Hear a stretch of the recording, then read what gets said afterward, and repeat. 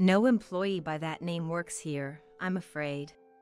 I realized my husband Cody left something behind when he went on a business trip, so I called his office and told his name. To my surprise, they said no such person worked there. What could this mean? Suspicious, I started rummaging through Cody's belongings in his room. Then, from his luggage, I found something shocking, something unbelievable. When I found this astonishing truth, I decided to revenge. My name is Rachel Thunderbolt. This year marks my 3rd year of marriage to Cody. Since I was the only daughter, Cody became an adopted son-in-law of the Thunderbolt family to carry on our name, and his last name became Thunderbolt too. He gladly accepted to take on my family's name. We had a blissful marriage, usually busy with our jobs, but we promised to have a baby someday. I could never have predicted our happy life would come to such a sudden end. It all started on the day Cody left for his business trip. While cleaning his room, I found a large envelope. It looked like important documents for his trip. Oh no! I tried calling Cody, but his cell phone was off and I couldn't reach him. Maybe he was on a plane or on Amtrak train, going through the tunnel. Thinking it urgent, I called his company next. Hello, this is Seven Forest Corporation. I'm Cody Thunderbolt's wife. He forgot something important and I need to contact him right away. Cody Thunderbolt. Please hold for a moment. The man on the phone, presumably Cody's colleague, sounded perplexed. Soon, the call was put on hold, and music began to play. After being on hold for about 3 minutes, the same man returned with an odd word. I'm sorry, but we don't have an employee named Cody Thunderbolt. Are you sure you have the right company? What? But you are Seven Forest Corporation, right? Yes, that's correct, but I was certain it was Cody's workplace. I double-checked the phone number, and it wasn't a common company name. Despite repeatedly confirming the company name and address, they kept insisting they had no employee by that name. All right, thank you. Sorry to bother you. I hung up the phone, utterly confused, but one thing was certain. Cody was lying about something. With a mix of confusion and a desire to find some clue, I searched his room again. And there, in his bag, I found an employee ID card for Seven Forest Corporation. It had his photo on it. He definitely worked there, no doubt about it. But the name written here. It said Cody Harris, a completely different last name. Confused and dizzy, I squatted down. I took a deep breath to calm my mind. Cody had a big secret. Convinced of this, I couldn't just sit still. I went straight to a private investigator to look into his background. Cody's business trip, if his words were right, was for a week. The investigator was skilled, and I got the report before Cody returned. But the content was shocking. To put it bluntly, Rachel Thunderbolt, you're single. What? I don't understand what you mean. Cody has another family. Does that mean he's cheating on me? Well, it's more like you're the other woman. What? According to the investigator, there was no marriage record between me and Cody. He had another family, with whom he was legally married, so they were his real wife and children. Was I not married? What does this mean? It was a shockingly unbelievable fact. After receiving the report from the investigator, I couldn't say anything and rode the bus home, absent-minded. We'll need quite a bit of money for a wedding, huh? I can't afford it right now, but one day we'll definitely have one. I'll work harder so we can also go on a honeymoon. 3 years ago, Cody said that with a refreshing smile and promised. It's okay if we don't have a wedding. I'm happy as is. I smiled and said that. His parents had passed away, leaving him all alone, so we only reported our marriage to my parents. Since I was the only daughter, he took the initiative to take on the Thunderbolt name. Of course, my parents were delighted with this.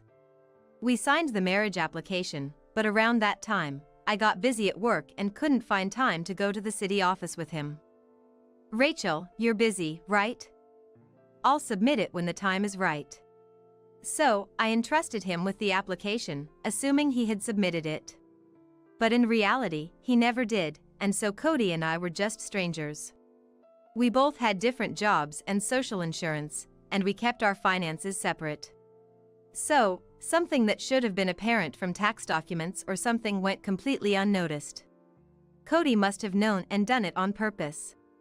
I believed we were married and lived as such. Thinking about it made me feel a deep anger rising within me. A week passed, and it was the day Cody returned home. I left work early to wait for him. Cody, we need to talk. As soon as he entered the living room with the carry-on bag he used for his trip, I talked to him. What? I have souvenirs, you know, he said nonchalantly. Seeing that just made me angrier. Your real name is Cody Harris, isn't it? What? I confronted Cody with the employee ID card I found in his room, and he looked shaken for a moment. Well, I just kept Harris as my name at work. What are you talking about? When we met, you called yourself Cody Smith. Did I? I don't remember. Cody tried to feign ignorance, but I presented him with the private investigator's report. I went behind your back, sorry, but I had a private investigator look into you. You have another family, and I was just a fling, right? He seemed taken aback by the evidence, but quickly tried to regain composure with a smile. It wasn't just a fling. I take everything seriously. Don't give me that. You clearly said you'd submit our marriage application. Did I say that? Then how come we're not married? Why is that? Cody kept making irresponsible words, trying to dodge my questioning. His careless attitude only made me more stressed. You were the one who said, it's okay if we don't have a wedding. I'm happy as is. That's different. This is a case of bigamy, a violation of the law. That's fine. Since I never submitted the marriage application with you, it's not bigamy. So my feelings don't matter at all. Finally, my anger exploded. I slammed the table, causing a glass to topple and water to spill onto the floor. Ah, you're so noisy. I didn't think you were such a troublesome woman. Cody picked up his carry-on bag again and opened the living room door. Then, I'm going home. Going home? Where to? To my real home, obviously. It seems like a hassle to stay with you now. I won't come here for a while. Cool off in the meantime. Leaving these words as if I was the villain, Cody left the house. Coward! Irresponsible man! I threw a tissue box, but the front door closed mercilessly, and Cody never came back after that. I won't let this go. Didn't he realize in these 3 years that I'm not a woman who would just let things slide? I decided to make Cody pay for this.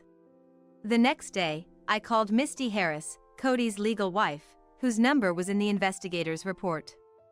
A woman answered, and I could hear a boy's voice in the background. Hello, are you Misty Harris, Cody's wife? Yes, I am. My name is Rachel Thunderbolt. I've been, well acquainted with Cody. Unsure how to start, my words trailed off, and Misty sounded very puzzled. I briefly explained the situation and arranged to meet her in person soon. At a coffee shop, as soon as we met, Misty glared at me with disdain. You have the nerve to show up after messing with someone else's husband. Wait, please. I'm a victim too. I showed her the investigator's report and explained everything in detail. I still can't believe I was the other woman. Cody doing such a thing. Unforgivable. Misty believed me after seeing the evidence and was visibly furious. I understand the situation now. Not only did he play with your feelings, Rachel, but he's also been deceiving me all this time. So, I want to punish Cody, and I need your help. All right, I'll help you. And so, we conspired together to plan our revenge on Cody. The day of reckoning came. On his day off, Cody was relaxing in front of the TV at Misty's house. Their elementary school-aged child was out with friends, so seizing the moment, I stormed into the house. Your other wife has graciously come to visit," Misty announced, leading me to the living room. Cody, who had been lounging, sprang up in shock at the sight of me. "Geez! Rachel!" "Long time no see, Cody." "What? Why? How?" Cody, in confusion, pointed alternately between us. "What's this? When did you two meet?" "Misty and I have become very close friends." "Huh." At that moment, the doorbell rang, and Misty's parents, along with Cody's, arrived, looking furious. Cody, who was lounging around in sweatpants, straightened up quickly. What? What brings everyone here together?" He was completely intimidated by their devilish expressions. "Rachel, did you set this up?" "I got Misty's help too." "So, Cody, you have no allies here." By yesterday, Misty had already told her parents that Cody was cheating. I had managed to get the contact details of Cody's parents, who were actually alive, and sent them a registered letter with the investigator's report and a summary of everything that had happened. And I called them here for Cody's punishment. "What are you doing? What's your aim with all this? First, you have something you need to do, right? You know what it is? You want money?" "No. You should start with an apology." Pressed by my stern words, Cody looked pleadingly at Misty, who just stared back expressionlessly. "We'll demand compensation after you've done what you should. Right, Cody?" Misty and I towered over Cody, who had squatted down in exhaustion. Both Misty's and Cody's parents surrounded him with stern looks. "Wait, if you two are getting along so well, there's no need to fight, right? Why not keep things as they are, maintain both families?" Even in this situation, Cody tried to escape responsibility. He was just alpha an irresponsible person. "I like both of you. I wanted to maintain good relationships, something like that." His shameless attitude was almost refreshing in its thoroughness. But both sets of parents berated him fiercely. "Are you joking? Don't you feel sorry for Misty and Rachel?" Shouts and tearful voices filled the air, and Cody shrank back, letting out a pathetic whimper. I took a deep breath and spoke calmly. "I understand exactly what you want." "You do? So we can keep things this way, right?" "No way! I'm utterly disappointed. I'm breaking up with you. And I'll be expecting compensation, so make sure you're prepared." "What? No." As I declared my decision to part ways, Misty followed suit. "I'm divorcing you too. Expect to pay compensation and child support. I don't ever want to see your face again. Get out." Cody looked up at me, his eyes tearing, and tried to plead. "Before I say, don't think of coming back to my place. I won't let you in. I'll apologize properly. Let's submit our marriage application this time, right? Let's get married. Don't be ridiculous. I never want to see you again. Goodbye." Cody was disowned by his parents then and there, losing his last refuge. He was ousted from Misty's house by everyone present and stood dazed outside the gate. That was the anticlimactic end of our relationship. Now for the epilogue. Cody, having to pay us compensation and losing everything, stayed at cheap hotels and internet cafes. But after my call to his company about his business trip raised suspicion, his boss confronted him, and his double life was exposed. The whole company found out through the colleague who took the call, so Cody quit his job, fleeing in shame. True to his irresponsible nature, he ran away just because he felt uncomfortable, despite having no money. Eventually, Cody ran out of money and became homeless, as I heard.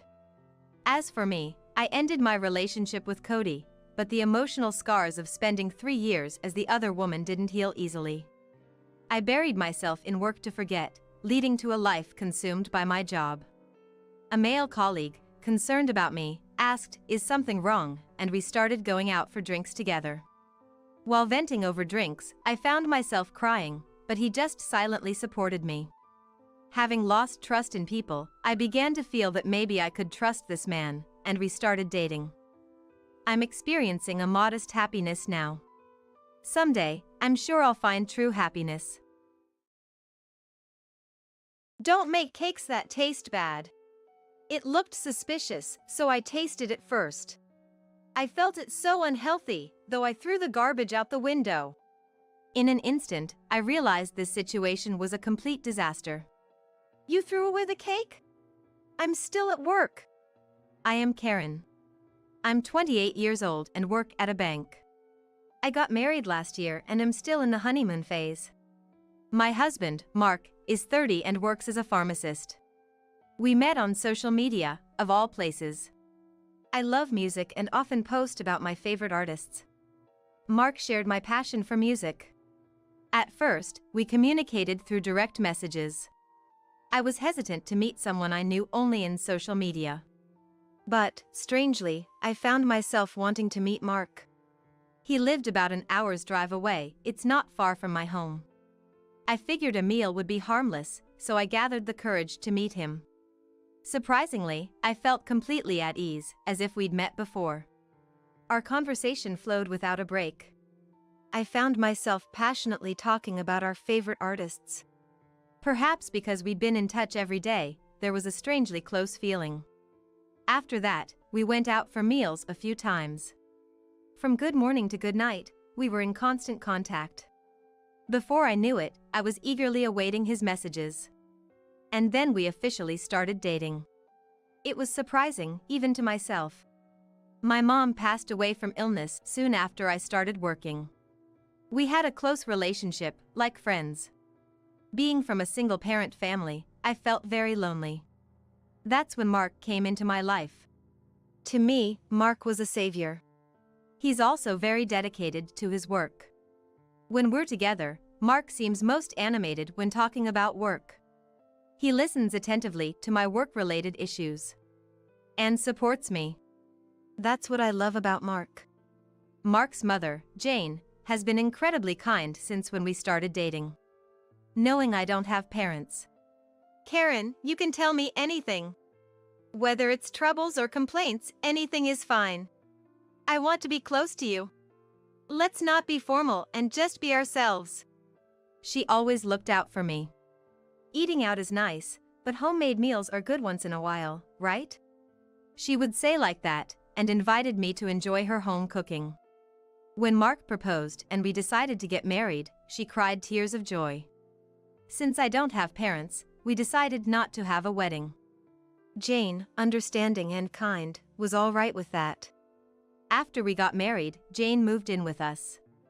Mark's father passed away when he was young, and Jane raised him single-handedly. In today's world, where it's normal for women to work, but some people still oppose it. One of a friend of mine struggled with this problem, so it was on my mind. I love my job and wanted to continue working even after getting married. But I got married, it wasn't just about what I wanted. When I talked to Jane about this, "Isn't it wonderful to enjoy your work? Of course, I'll help you.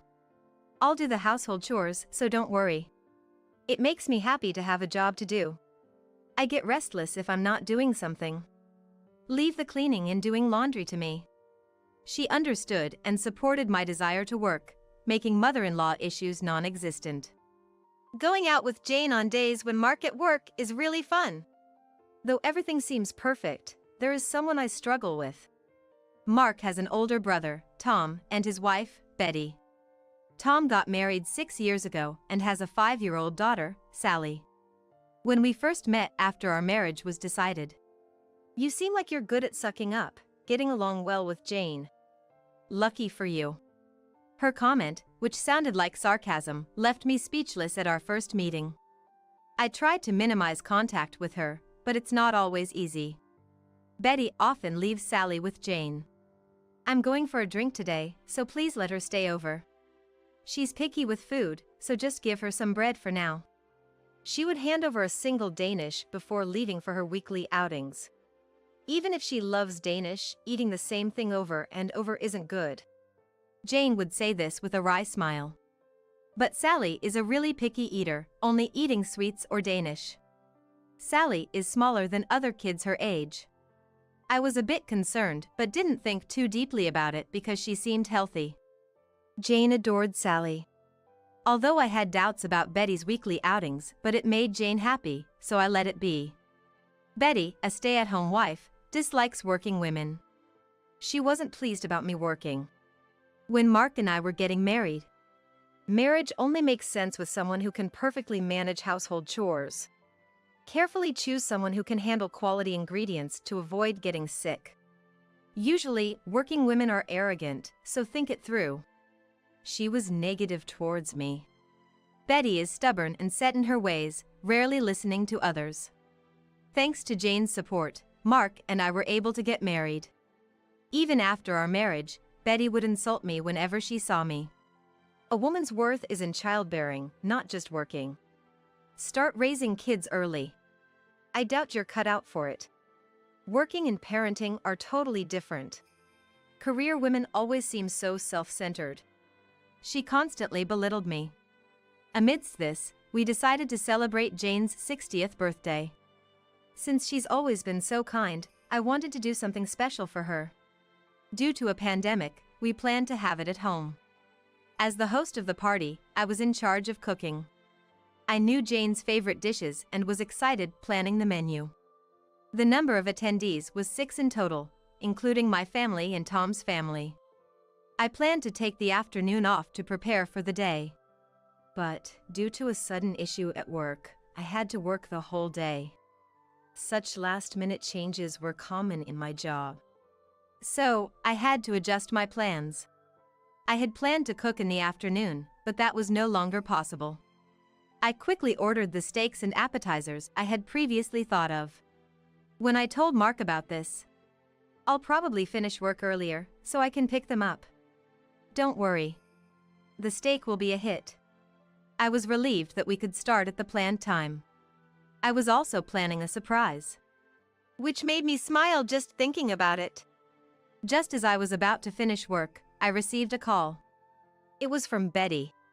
She rarely made phone calls, so I wondered what was up. She sounded in a bad mood. "Hey, Karen. Where are you for Jane's 60th birthday celebration? Get ready quickly. You said you were in charge of cooking, but I bet you haven't done anything. I only feed my child with organic products, so don't buy anything weird. Make sure the dishes are photogenic. And where's the key? I can't get in."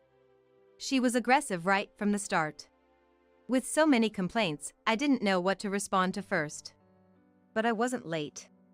There was still over an hour until the meeting time, but she acted as if I was delaying things. Also as the food, but all expenses were on us. So she really wasn't in a position to complain. "Betty, aren't you come a bit early? There's no one at home right now. Mark will be home soon, so you can ask him then let you in." Her voice sounded as irritated because she wanted to get into the house early. I think she just came early because she had nothing else to do. "Hurry up! Waiting in this heat is like telling to get heat stroke," she said. "Please wait in your car to avoid the heat. It won't be much longer. Sorry." After I said this, "Hurry up! I don't want to waste gas." And she hung up abruptly. It seemed she was upset because Jane happened to be out and nobody was home. I contacted to Mark, and he said he was almost home, so I left her to him. The thought of going back was daunting. Because of worrying about Betty's behavior, I decided to call Mark before heading home to check on things.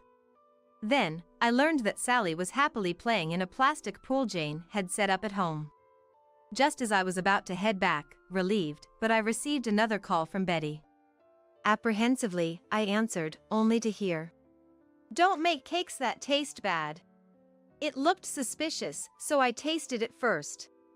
I felt it so unhealthy, though I threw the garbage out the window. In an instant, I realized this situation was a complete disaster. "Did you throw away the cake? I'm still at work, and I didn't make that cake." Turns out, she had thrown the cake out the window. Hearing this fact, I panicked. The cake was actually the highlight of the day, a surprise cake for Jane. Moreover, someone had painstakingly made it for her. Betty refused to believe that I hadn't made it. Huh? I can't believe someone who cooks regularly would make a cake like that. I was shocked you were planning to serve it. Shame on you. And she completely refused to believe it. I decided to rush home to assess the situation. Then, I heard Sally crying over the phone. The worst possible turn of events. Apparently, the cake had fallen where Tom and Sally were playing outside. The cake was a surprise that Tom and Sally had made for Jane the day before. Originally, I had planned to make the cake. While talking to Mark, I learned Sally was enjoying helping out in the kitchen. Thinking it would be special, I suggested to Tom that Sally could help make the cake, to which he agreed enthusiastically. Unfortunately, Betty was out at the time and unaware of this. It was a plan to make Jane feel extra special with a cake made by her beloved Sally. Sally's crying was getting louder on the phone. Unable to stay put, I hurried to go home. When I arrived, the atmosphere was tense. Tom was normally calm, but was raising his voice. Regardless of who made it, it's not right to just throw it away. And who opens the fridge in someone else's house as they please? Don't you have any common sense? To this, Betty responded. I just didn't want Sally to eat something strange. Food is important. Unlike you, I'm taking parenting seriously. Betty and Tom started a heated argument. Jane was desperately trying to comfort Sally. I suspected Betty threw away the cake I made for out of spite. After handing Sally to Tom, Jane angrily confronted the situation. How can you do something like this? This is not what adults do. Even children understand that. And what's this about organic? Feeding her only Danish all the time is not healthy. She needs a varied diet. Sally is the one suffering. This was the first time I saw Jane was angry. I was shocked. But she voiced everything I couldn't say. Despite Betty was unyielding. She's just picky. What's wrong with letting her eat Danish she likes? If I'm going to be criticized for every little thing, I won't bother leaving her with you anymore. I thought I was doing you a favor since you're always so free. Tom couldn't stay silent. Doing you a favor? Sally had been taken care of, isn't her? You're out every week, and is it your right attitude? Tom was right. I knew Jane sometimes canceled her plans for Sally. Realizing Betty brought her over with such intentions made me feel sorry for Sally. Jane couldn't stay quiet either. What do you think Sally is? Aren't you her mother? It's not okay to leave your child every week to have fun. Have you ever really thought about her picky eating? It won't get better by ignoring it. She barely plays outside, right? Her skin is so pale in the summer. Betty was furious at this. Girls should have white skin, and being small is cuter. Playing outside would make me tan too. It's just a cake, and you're blowing this out of proportion. You guys are creepy family. I had been silent about something until now. Betty had frequently harassed me. For example, she secretly added a lot of salt to the food I made, making it too much salty. And some of the accessories I bought during my single days disappeared from our house. I seized the moment to reveal everything. Betty became quiet and embarrassed. Tom was shocked and kept apologizing. The atmosphere was far from celebratory. Tom revealed that he had seen unfamiliar accessories at their home. Betty quieted down after this. I just borrowed them, that's all. You're making a big deal out of nothing. Betty's excuses were painfully inadequate. Then, Sally spoke up. Mom, it's not nice to be mean. If you want something from a friend, you have to ask. My kindergarten teacher said so. If you make a mistake, just say sorry and you can be friends again. If you made a mistake, Mom, just say sorry and it'll be okay. Everyone was instantly soothed by Sally's words. Tom and his family understandably felt uncomfortable. Tom then said. Maybe we should go home today. He suggested. But I knew leaving now wouldn't be good. It would make it awkward next time. I insisted they stay. I didn't want this milestone birthday party to end on a sour note. I hurried to the fridge. I thought about what I could make with the leftovers from yesterday. Luckily, there was still cream and fruit. There was still time. I quickly shifted to hosting a crepe party. We had appetizers and steaks, too. I invited Sally to help me for making crepes. Sally was in a great mood again. Everyone was soothed by her cheerfulness, which helped them reset their emotions. The 60th birthday party for Jane finally started. Betty looked uncomfortable, but today was about celebrating Jane. We all enjoyed steaks, gave presents, and ate crepes. Sally's cheerful demeanor was soothing to everyone. Children are angels, really. I later learned that Betty had been quite domineering at home too. Since that incident, she had become much more subdued. In a way, it was a good opportunity, I think. This incident shed light on aspects that were previously unseen. Betty had a habit of overspending, indulging in daily lunches with her friends. Tom confronted her and learned everything. As a result, Tom took over managing their finances, which put an end to her extravagant spending. With less to do at home, Tom encouraged her to start a part-time job. It seemed she's finally feeling the challenges of working outside. It had been a long time since she had worked outside. At her part-time job, a veteran employee told her. Someone with such a long break is not useful. It's not worth the hourly wage if you can't learn quickly. Get up to speed and become competent. It appeared she was being trained quite rigorously. When she returns home unable to do much because of exhausted. Naturally, she's not making homemade organic meals anymore. Their reliance on prepared food from supermarkets were increased. However, there was a positive side to this change. Sally started eating a lot more. She was no longer interested in Danish, but in hamburgers, pizzas, and chicken tenders. It seems she had never enjoyed such kid-friendly meals before. Children generally don't favor organic or low-carb diets.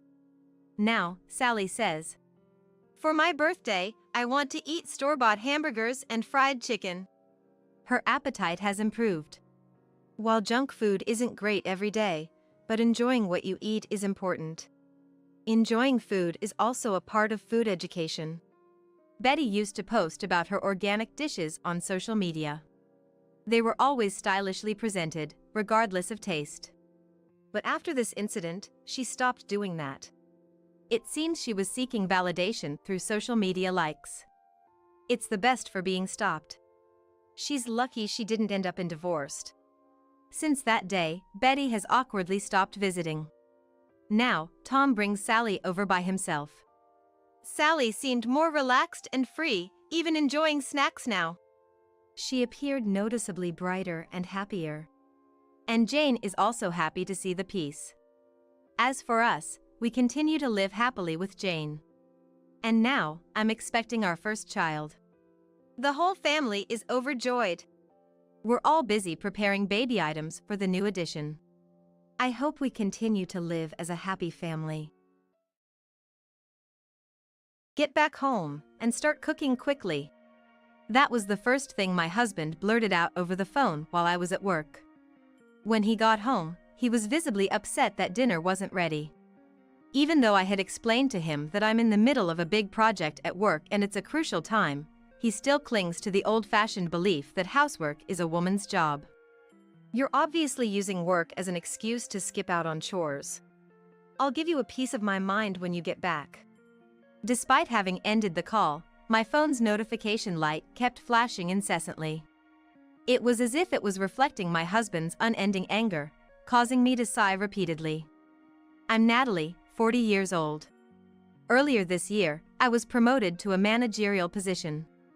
Until I got married to Matthew, who is 6 years my senior, 3 years ago, my life was all about work. After getting married, I thought about scaling back my work, but then came the unexpected promotion. Now, with more responsibilities, my workload has only increased. Nonetheless, I've been trying to balance housework as best as I can. But feeling the strain of juggling both, I've asked Matthew to help out. Please, can't you help out a bit with the chores? What? Why should I do it? I'm the head of this household. But we're a dual-income couple without kids. I think it's only fair you do some housework. Despite having those discussions many times, he eventually went and complained to my mother-in-law.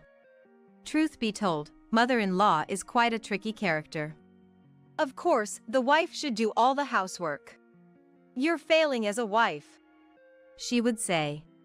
Every time I see her, she gives me a hard time. Plus, she, who loves designer brands, always mocks my work-appropriate jacket and pants style as drab and cheap. Before I knew it, I was constantly receiving snide remarks from my mother-in-law and fighting with my husband, who doesn't understand the concept of a dual-income couple. All this leaves me with little hope for the future and a growing sense of despair. Then, one day, as I finished work and opened the front door of my house, I saw in-laws' shoes. Are they both here? This is going to be troublesome. Just as I dreaded, my mother-in-law, standing tall, started lecturing me as expected. I've been waiting for you, Natalie. Leaving the house empty till this hour because of work. You really don't understand your role as a wife. Yeah, sorry, I replied, too tired to argue, enduring the hunger and her relentless sarcasm. While she was going on with her one-sided sermon, my father-in-law was lounging on the sofa, an annoying sight, but I couldn't bring myself to say anything. A wife who neglects her home is a worry for our old age. We should move in together immediately. That's a bit. Your opinion doesn't matter. We've already planned to move in with you and even arranged a mortgage for a suitable house. Standing beside her, my husband listened to our conversation, then confidently and excitedly approached me with his news. Seeing his proud face, she looked very pleased. I couldn't help but feel completely excluded. That's exactly why I don't want that. If you don't like living with my parents, then let's get a divorce.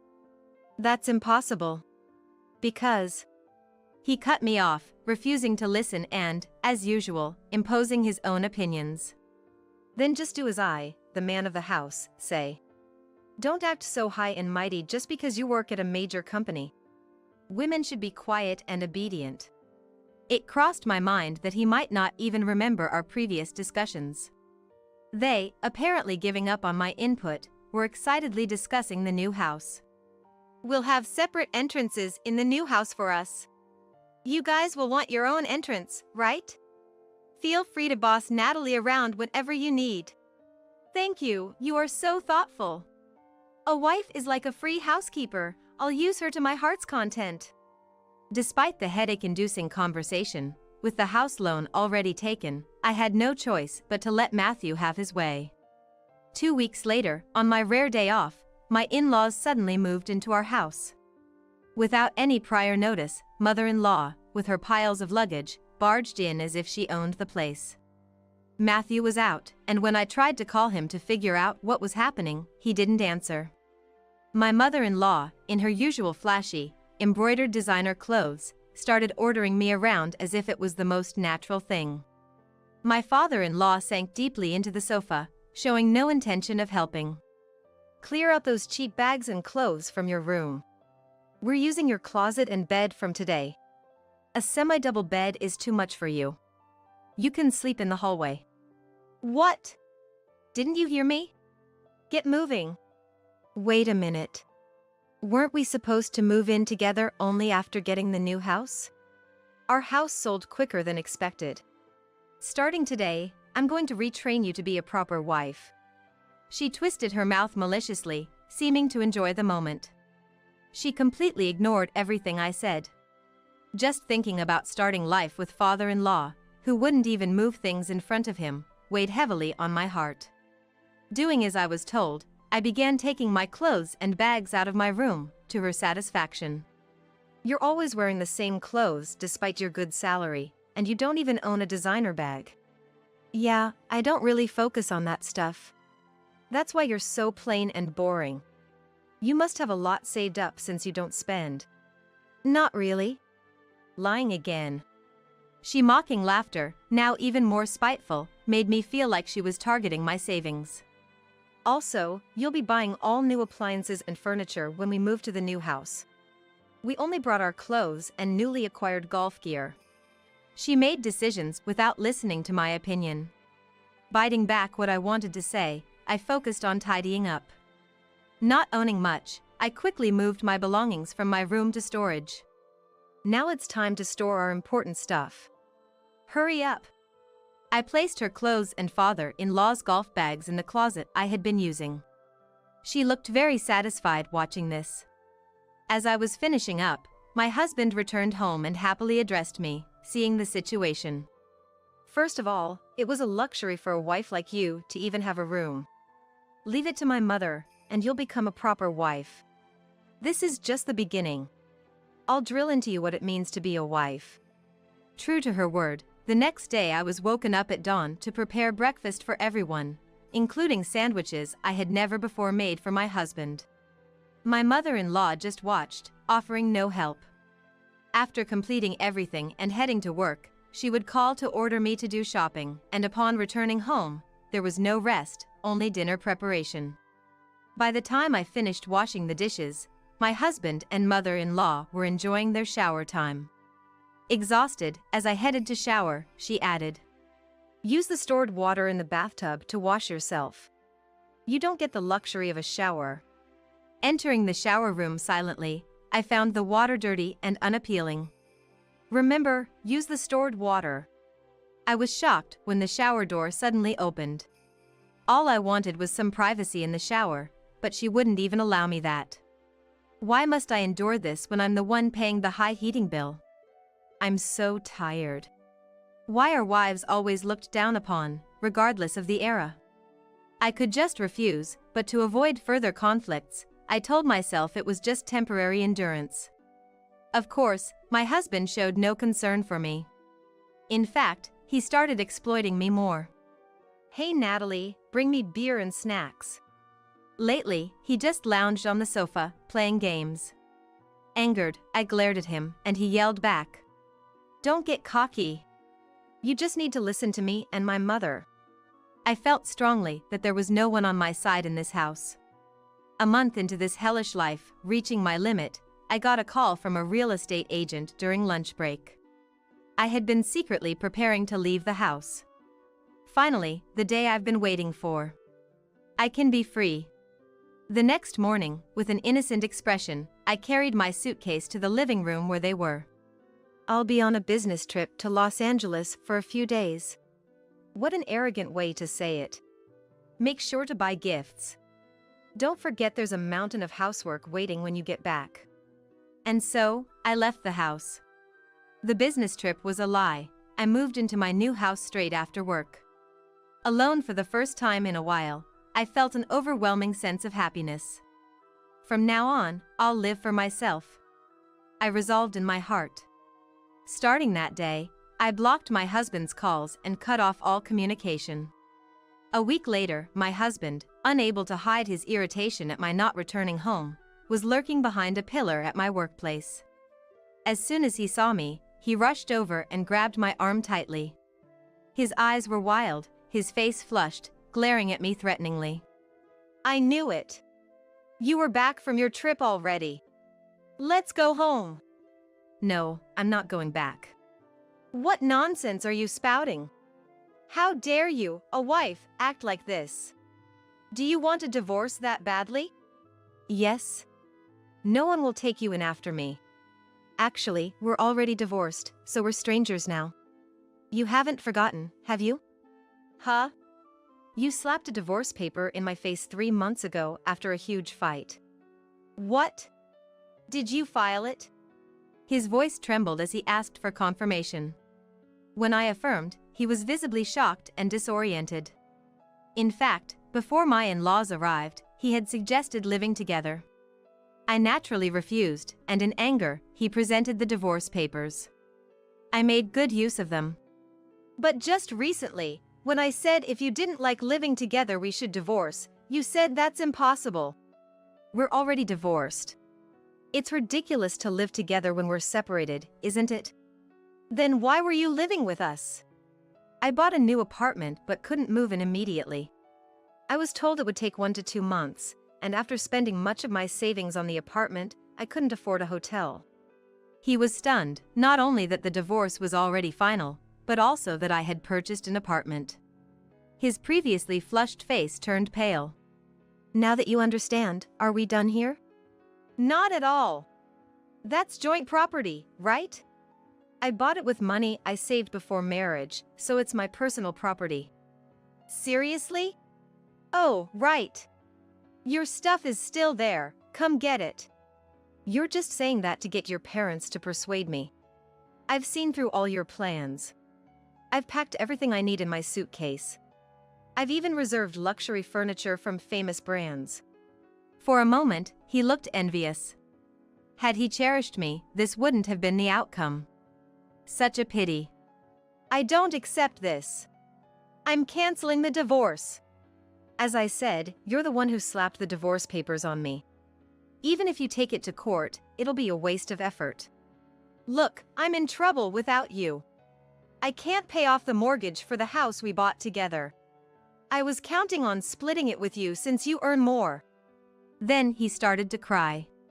I was astonished to hear he relied on my salary to buy the house. Doing the math, at 45 years old, Matthew took out a 35-year mortgage. He'd be 80 by the time it's paid off.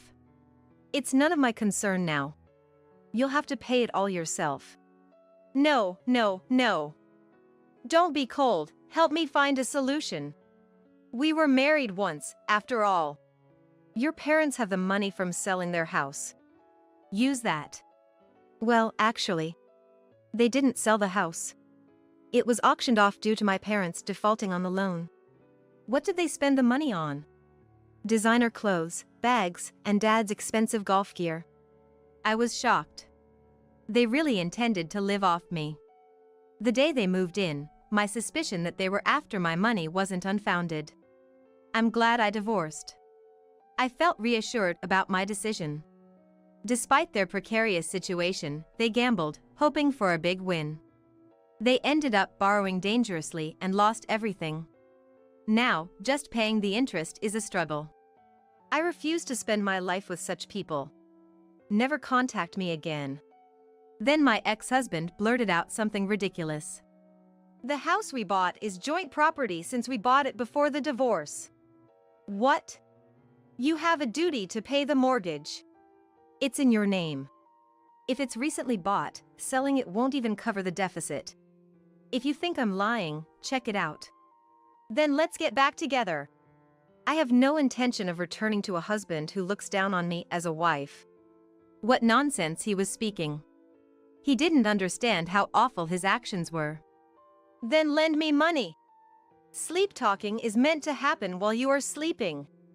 By the way, our joint savings had $10,000, so I took $5,000 as my share. Goodbye forever. If you ambush me again, I'll call the police. Matthew collapsed as if knocked out. I walked past him and returned to my home. Feeding their extravagant parents and paying the mortgage must be hellish. I didn't expect to be ambushed again, but just to be safe, I changed to a new mobile phone and got a different number. The house my ex-husband bought, intended for co-living, was auctioned off within a year due to my in-laws' presence causing delays in mortgage and property tax payments. Relying on my income for the new house, it was obviously difficult for them to make payments once I left. Later, my in-laws created more debt for themselves and failed to repay it, leading to debt collectors' arrival. I heard they were forced into labor at a place arranged by the collectors, having to give up their cherished designer items and luxury golf clubs. Matthew, of course, with no money, ended up living in an old apartment with dubious stains on the floor and no shower. In such a state, it's unlikely he'll find a new wife. I'm enjoying my days, excited about life in my new apartment. The freedom to live without anyone's orders, just relaxing, is blissful. Living alone is the best. Hey, our son's wedding is about to start. Hearing Jimmy's voice for the first time in a while, I wished I hadn't answered the phone. What? Lyle is still in middle school, isn't he? Excuse me? I can hear his astonished voice. It was unbelievable that he couldn't remember his own son's age, especially after our divorce. It was a complete lack of responsibility. I was filled with anger. Don't you know how old Lyle is now? What? He's about 20, right? Considering we got married when I was 38, how could he possibly think Lyle was 20? I could only sigh at Jimmy's carelessness. It was you who left us 11 years ago. Yeah, but I didn't have kids with that woman. That's why it's Lyle's turn now. He seemed completely unaware of how selfish he sounded. I decided to fight back without hesitation. I won't let you have your way. Don't contact us ever again. Hey! After hanging up, I kept ignoring the multiple calls from Jimmy. It's his own fault. He deserves to struggle. My name is Carlene. I'm a 44-year-old designer. I divorced 11 years ago and now live with my son Lyle, who's in 8th grade. I divorced my ex-husband, Jimmy, 11 years ago. The reason? Jimmy's affair. He was always late coming home because of work, but one day, he suddenly brought home another woman. I'm remarrying her. So we're getting a divorce. A remarriage. You mean you're leaving me and Lyle? He's only 3. When I raised my voice, Jimmy looked annoyed. Without even glancing at Lyle, he gestured as if to push him away. He's already 3. One parent is enough. Now get out. How can you say that? What will we tell mother-in-law? At my words, Jimmy gave a disturbing laugh. Then, he said something shocking. Mom introduced me to her. What? So, I don't need you anymore. Hurry up and write the divorce papers and leave. After saying that and getting cozy with his mistress, I left the house with Lyle in my arms. Although I went back to my parents' house, I couldn't stay long because they were living with my brother's family. I decided to work hard while raising young Lyle. Before marrying Jimmy, I was a designer, so I started taking orders on a website by contacting old acquaintances. It was hard to sleep as Lyle often woke up crying at night, but working while watching him grow up was fulfilling. My parents occasionally helped, and my brother's wife, Megan, also assisted, allowing me to get my career on track. Now, I earn enough to live a comfortable, even affluent life. During this time, I received no child support or visitation requests from Jimmy. I didn't even know where he was. Rumors said he went abroad, but where and whether he'd return was unknown. To me, it was as if he had disappeared. I felt frustrated that Lyle was entitled to child support, but living without Jimmy seemed better. Continuing this life, when Lyle was in 5th grade, he came home from school and asked me curiously, "Hey, Mom, what kind of person is my dad?" Excuse me? Surprised by his sudden question, I responded, and Lyle awkwardly scratched his nose and replied, "They told us to ask about our parents in class." I realized I've never heard about Dad from you. Lyle's words took me by surprise. Indeed, I might never have spoken to Lyle about Jimmy. All right, let's have some tea later and talk. Thanks. My son was growing into a fine young man. I thought this to myself as I made tea. Then, I explained the circumstances of our separation from Jimmy, leaving out the affair part. Being in the upper grades of elementary school, Lyle seemed to understand what I was saying. "What if he comes to see us now? Do you want to see him?" I asked, and after a moment's hesitation, Lyle said something unexpected. "Someone claiming to be my father was at the school gate the other day, asking to live with him." What? Shocked by this bizarre revelation, I nearly dropped the plate I was holding. Why, after disappearing overseas and having no contact all these years, does he know where we live now? I'd soon find out the worst way, but at that moment, my head was filled with a terrible premonition. "What do you want to do, Lyle?" "No, I want to live with Mom." "Actually, you're the only parent I know." "I don't understand how that man can be my father." Relieved by Lyle's words, I still found it unsettling that Jimmy suddenly appeared at his school to propose living together. After 8 years of silence, I decided to contact Jimmy. His phone number might have changed. But I called anyway. "Hey, Carlene, long time no see." His voice sounded as if we'd only been apart for a week. I sighed heavily.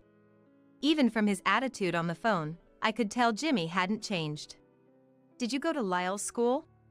"Yeah, about that. Thought I'd reconcile with you since I felt like it. Trying to win some support." I was so stunned by his casual tone that I didn't understand what Jimmy was talking about at first. Reconcile? Who with whom? What? You and me, obviously. Why? Because I felt like it, that's why. You're being annoying. Jimmy raised his voice on the other end of the phone, sounding irritated. I couldn't make any sense of his ramblings. Anyway, reconciling with Jimmy was out of the question, no matter what. Just because Jimmy felt like it, we should reconcile? I wished he'd stop making a mockery of everything. There's no chance of reconciliation. Lyle wants to live with me, and he doesn't want to live with you. I heard Jimmy click his tongue loudly on the other end. But then, in a suddenly cheerful tone, he said something shocking. "Then give me money. For the division of property. We didn't do it back then, right?" What? What are you talking about? We agreed there'd be no division of property in exchange for not claiming alimony in the divorce. At the time of our divorce, mother-in-law, concerned about public opinion, was reluctant to pay alimony. So, I received the house and savings as child support and compensation instead. Of course, I had to sell the house immediately to convert it into cash for living expenses. Jimmy knew this. Yet, he had the nerve to bring it up. "So, if we reconcile, the property will be shared again, right? Why not give it to me first?" That's why I'm saying I have no intention of reconciling. Don't ever show up in front of me and Lyle again. I hung up the phone unilaterally. He called back immediately, but I ignored all his calls. After blocking his number, I finally felt relieved. However, since then, a suspicious person was spotted around Lyle's elementary school. Hearing the description, I immediately sensed it was Jimmy. I went to the police to report being stalked, but without solid evidence, they didn't take me seriously. I had no choice but to pick up and drop Lyle off. For several weeks, Jimmy made no contact, and the reports of the suspicious person subsided. That's when I let my guard down. What Jimmy did that day was unforgivable. "Mom, it's okay. I'm going to play with friends after school." Are you sure? "But it's fine. Haven't heard about any strangers lately." Indeed, he had been patient lately and probably wanted to play with friends. So, I decided not to pick him up. But Lyle didn't come home even after curfew. "It's late." As I waited at the entrance, checking the time, there was no sign of Lyle returning. Feeling a bad premonition, I put on my coat and went outside. Perfect timing. Jimmy. Opening the front door, Jimmy was inexplicably standing there. I was confused. Then, a person got out of the car, making me shout. Lyle! "Mom." There were tear stains on Lyle's cheeks. I ran out to hug Lyle and glared at Jimmy. What did you say to Lyle? "Nothing, right, Lyle?" Lyle clutched at my clothes. I couldn't contain my anger towards Jimmy. Seeing this, Jimmy laughed. "Well, I'll come back since I got just back to America and now I know where you live." Don't come back ever again. Even as I yelled, Jimmy left laughing, not taking me seriously. I brought Lyle inside and sat him on the sofa. "What did he say to you?" "Your mom is a harlot, and the life you're living now is all thanks to money she got from men you don't know about," he said. Hearing this, I felt dizzy. That's not something to say to a teenage son. Besides, I'm a designer. I've sold designs, but I've never sold myself. Lyle's eyes filled with tears again, and he clenched his fists on his lap. I was so angry. I wanted to tell him that you're not like that it's definitely not true. But I couldn't say anything back to him. Lyle, just feeling that way is enough. Jimmy's words had hurt my precious child so deeply, causing him to cry. I was on the verge of exploding with anger. But first, I had to reassure Lyle. I showed him my workplace and explained my job. I'm a designer, and this is what I create. Wow. You drew these, Mom? Yes, but it's our little secret. Okay. Of course. Lyle's eyes sparkled as he looked at my designs. Relieved, I was still unsure when Jimmy might say something unnecessary again. I decided to propose moving to Lyle. Lyle, what do you think about moving closer to Grandpa's house? What? Change schools? Yes, but Eric will be there too. If I'm at the same school as Eric, I'll change schools.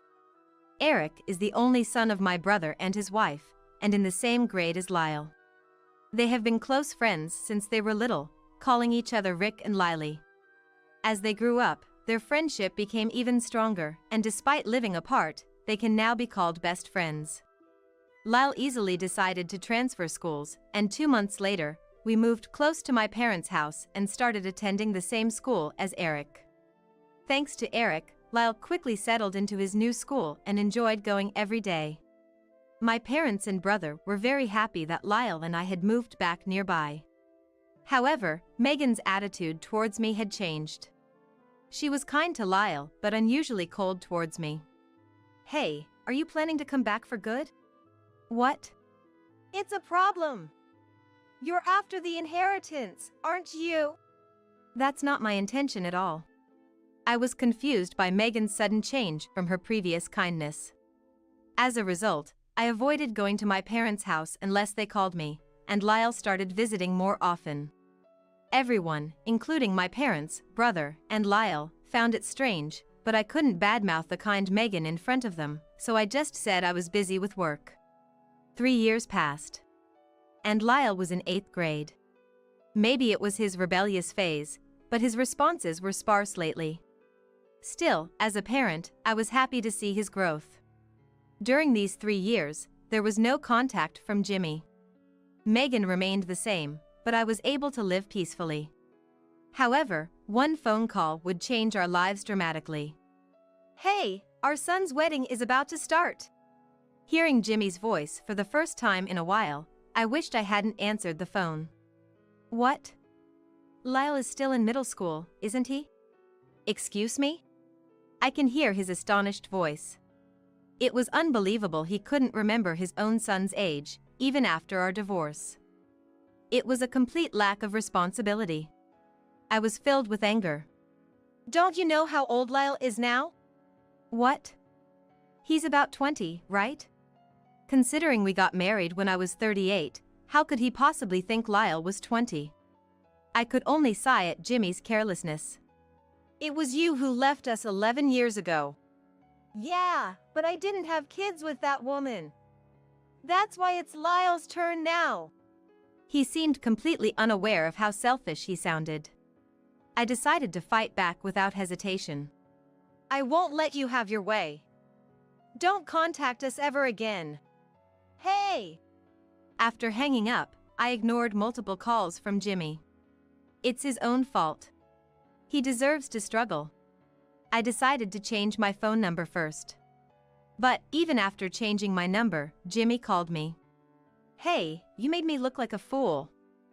And now you're running away by changing your number. At that moment, I understood why Jimmy knew where I lived. I confronted Jimmy calmly. You're connected with Megan, aren't you? What are you talking about?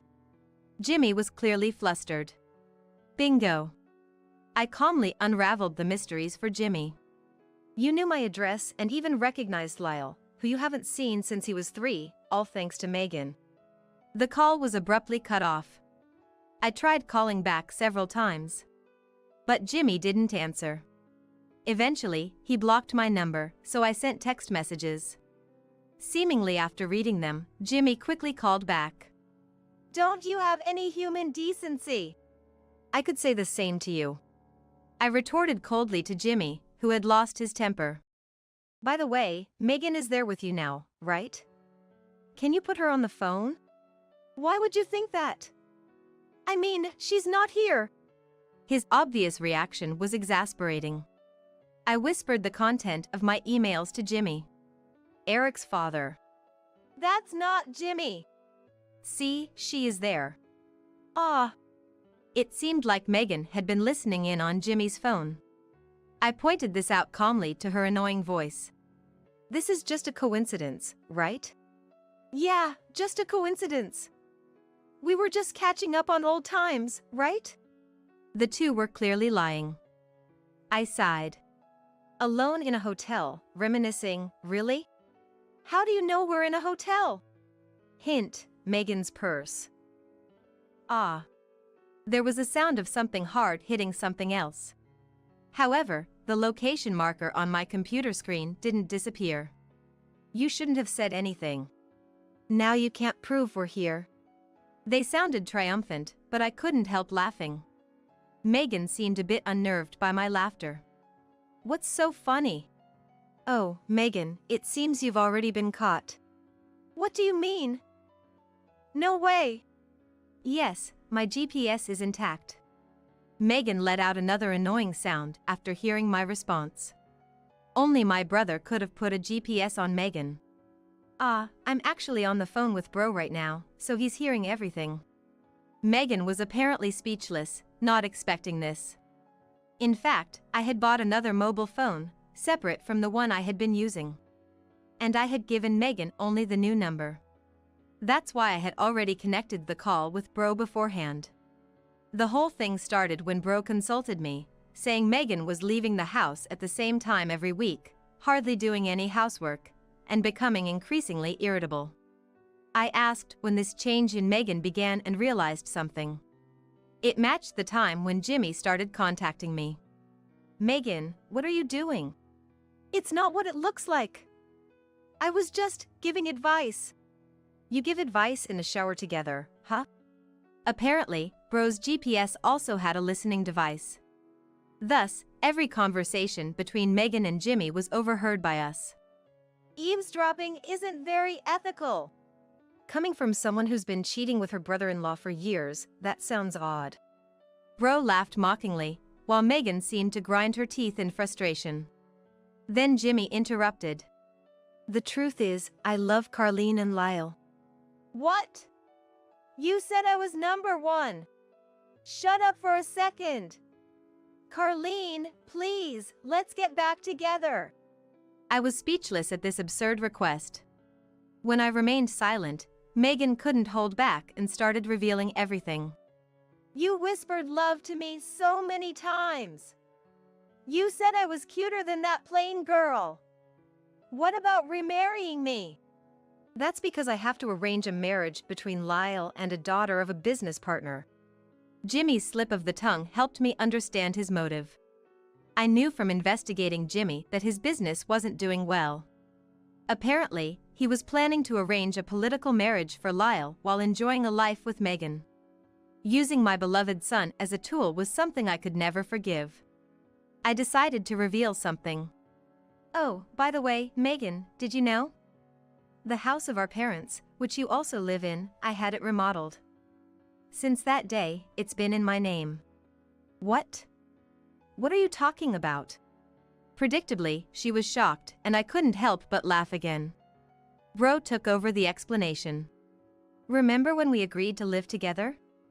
I was to inherit the insurance money, and Carlene, the house. It was all settled from the beginning. But we're the ones living there. Still, you agreed to live together, didn't you? Bro's statement made Megan break down crying on the other end of the phone. She must have been too shocked to argue back. Well, regardless of who inherits what, you have no rights to it anymore. You're not going to divorce me, are you? Did you think you had a say in this? But what about Eric? Megan was desperate. Bro answered her in a cold voice with the truth. It was Eric who told me Mom is cheating. Really? Even I was surprised. I knew bro had consulted me, but I didn't know how he found out. That time I was on a business trip and you went on a trip with Mom, you brought Jimmy home, didn't you? Ah. She seemed to realize what he was talking about. Jimmy also murmured in a low voice. That time. Eric fell ill and left school early that day. The school called me, and about 10 minutes later, he called from a convenience store phone. According to bro, Eric called him crying. He said he saw his mom entering the house arm in arm with a man who wasn't his dad. When he peeked from the garden, he saw them embracing naked, and he told this to bro through tears. He said he never wants to see the face of such an immoral mother again. No way. That's a lie. Eric. Megan was devastated. She adored Eric, which is why she had been cold to me, who she saw as a rival, but couldn't be harsh to Lyle, who was close to Eric. Being rejected by her beloved son must have crushed her. Her crying was the only sound on the phone. From now on, we'll handle things through lawyers. I'll send your belongings to your parents' house later. Megan didn't respond to bro's statement. Bro told me he had said what he needed and hung up. You guys are nightmares. I think we're much kinder than someone who tried to marry off his son without even knowing his age. You're really cheeky, you know that. Jimmy, irritated by my words, raised his voice. He seemed to have no idea that it was his turn next. Your business partner, that company, right? What about it? It's a big company you wouldn't understand. I read him an article in response to his blustering. Today, that company filed for bankruptcy, with debts expected to reach $4 million. What? That can't be true. If you think it's a lie, check their website. Jimmy seemed to hurry and look it up. Then screamed. Damn it! I won't forgive them. Is my investment money gone too? What am I supposed to do now? Your company is in trouble too. How do you know? Jimmy, who didn't think highly of women in business, never imagined I'd know such things. So I told him. I have contacts in my business network who are knowledgeable about these matters. They informed me when I had your company investigated. Do you even understand what you're talking about? Predictably, Jimmy mocked me, but I just laughed at him. His frustrated groans can be heard. I informed Jimmy that we would have a final discussion tomorrow. Reluctantly, he agreed to come. After hearing this, I ended the call. The next day, Jimmy and Megan arrived together at the designated place. Megan seemed somewhat recovered, arm in arm with Jimmy. However, when she saw the person with me, she turned pale and let go of him. Right on time.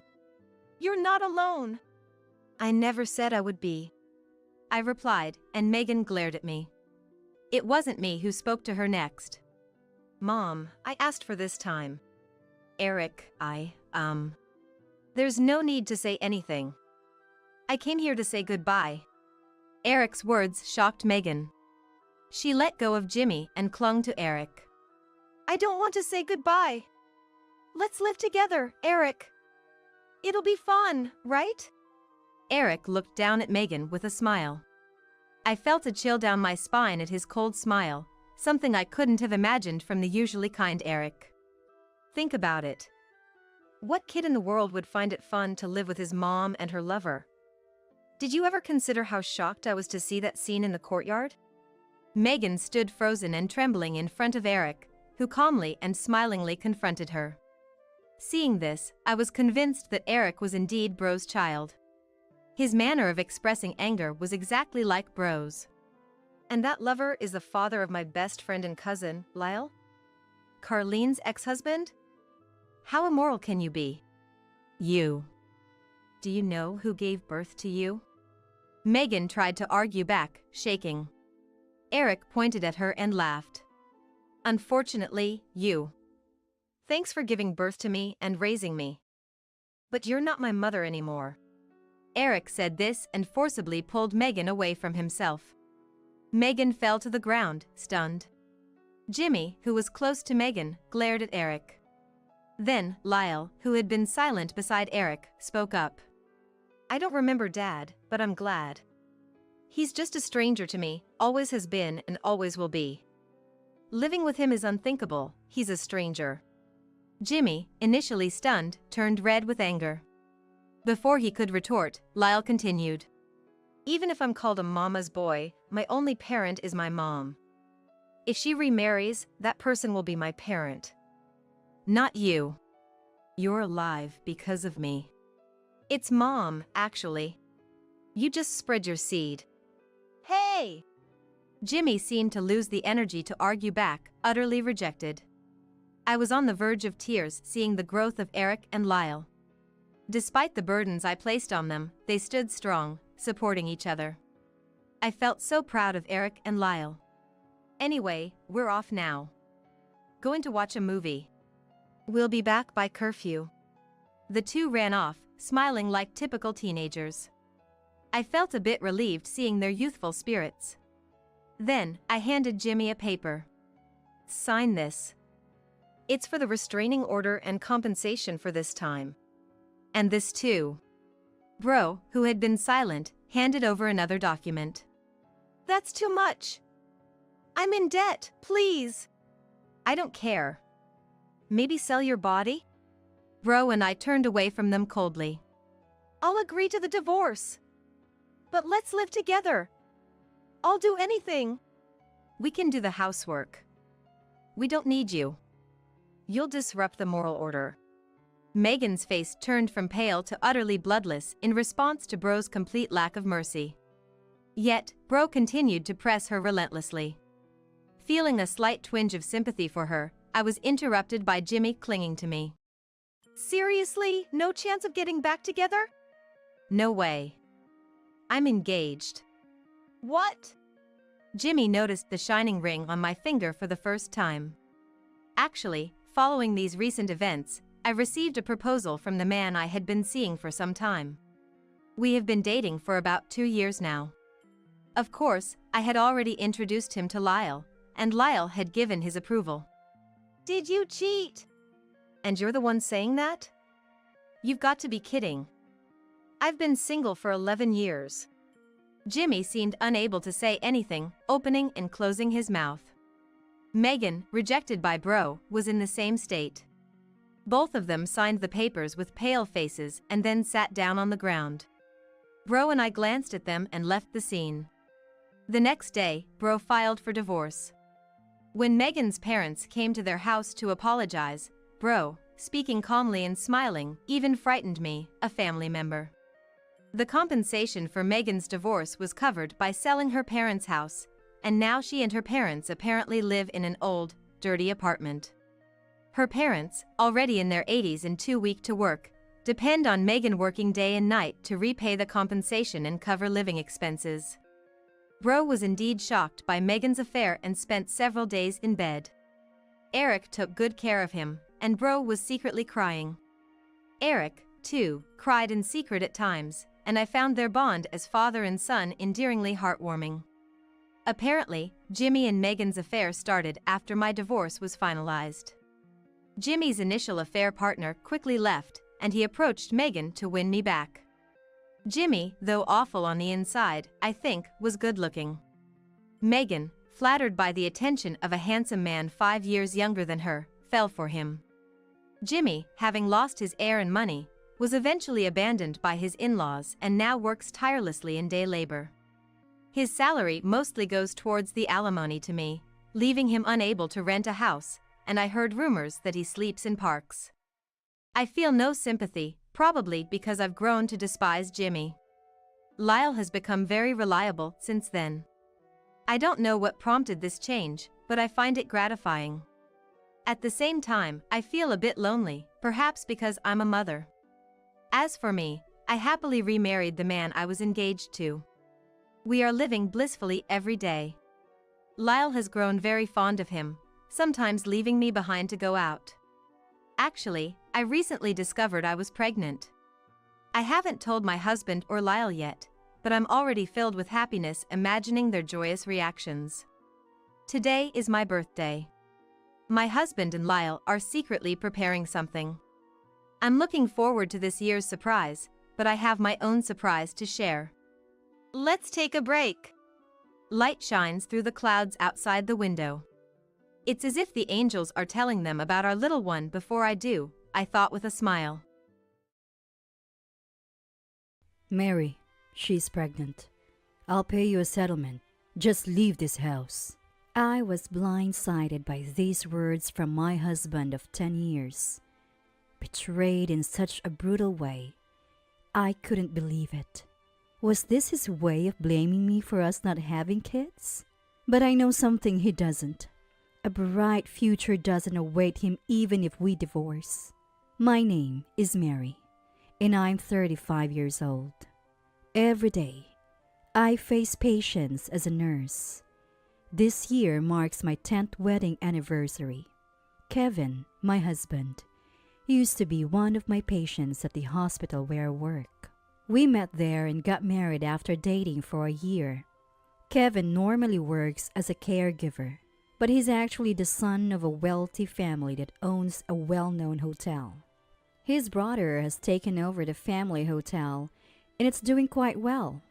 Their parents adore both sons equally and are always willing to help financially. That's how we bought this house. Early in our marriage, Kevin brought up this idea. Hey, Mary, now that we're married, how about we build a house? A house? Sure, someday, but maybe not right now.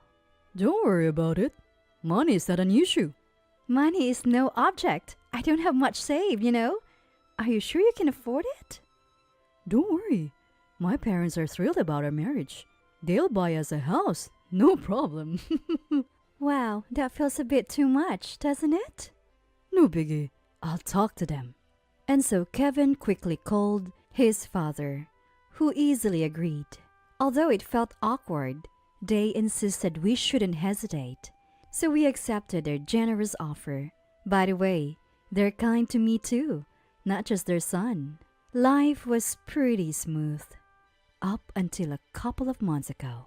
Kevin's attitude towards me suddenly changed for the worse.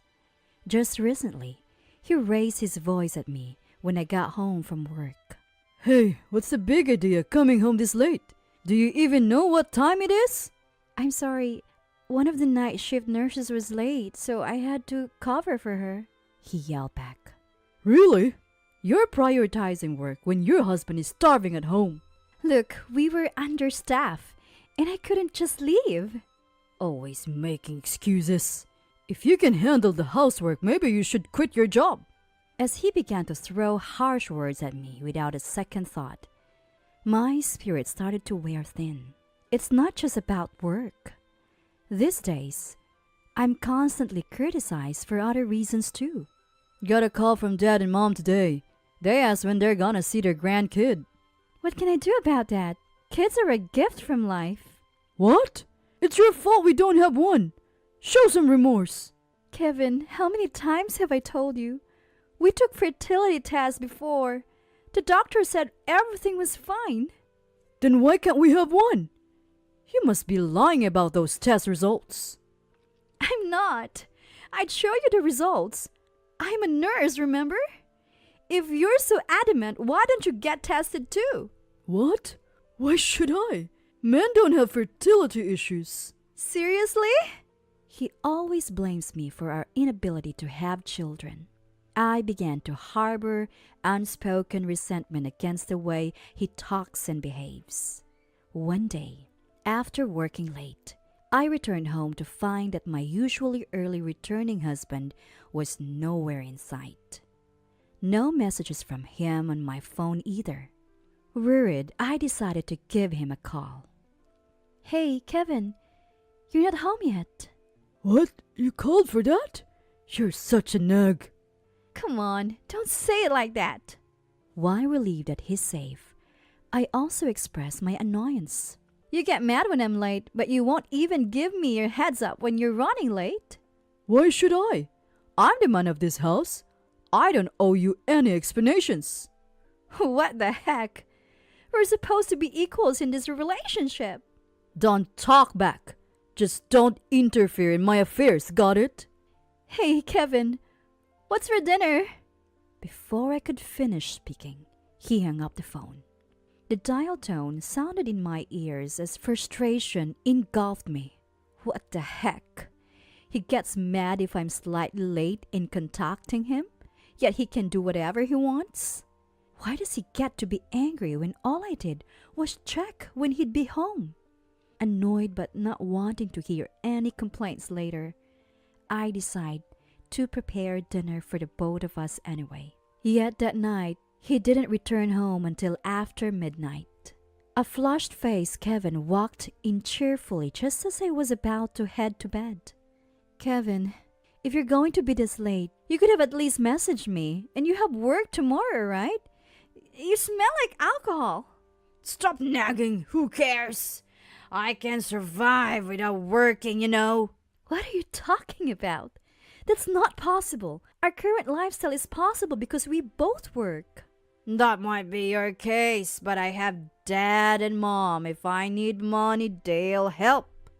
I don't think that's a good mentality. For now, just take a bath. I'm going to bed. What? Going to sleep before your husband? Ugh, you're so annoying. My husband muttered complaints under his breath and headed for the bathroom.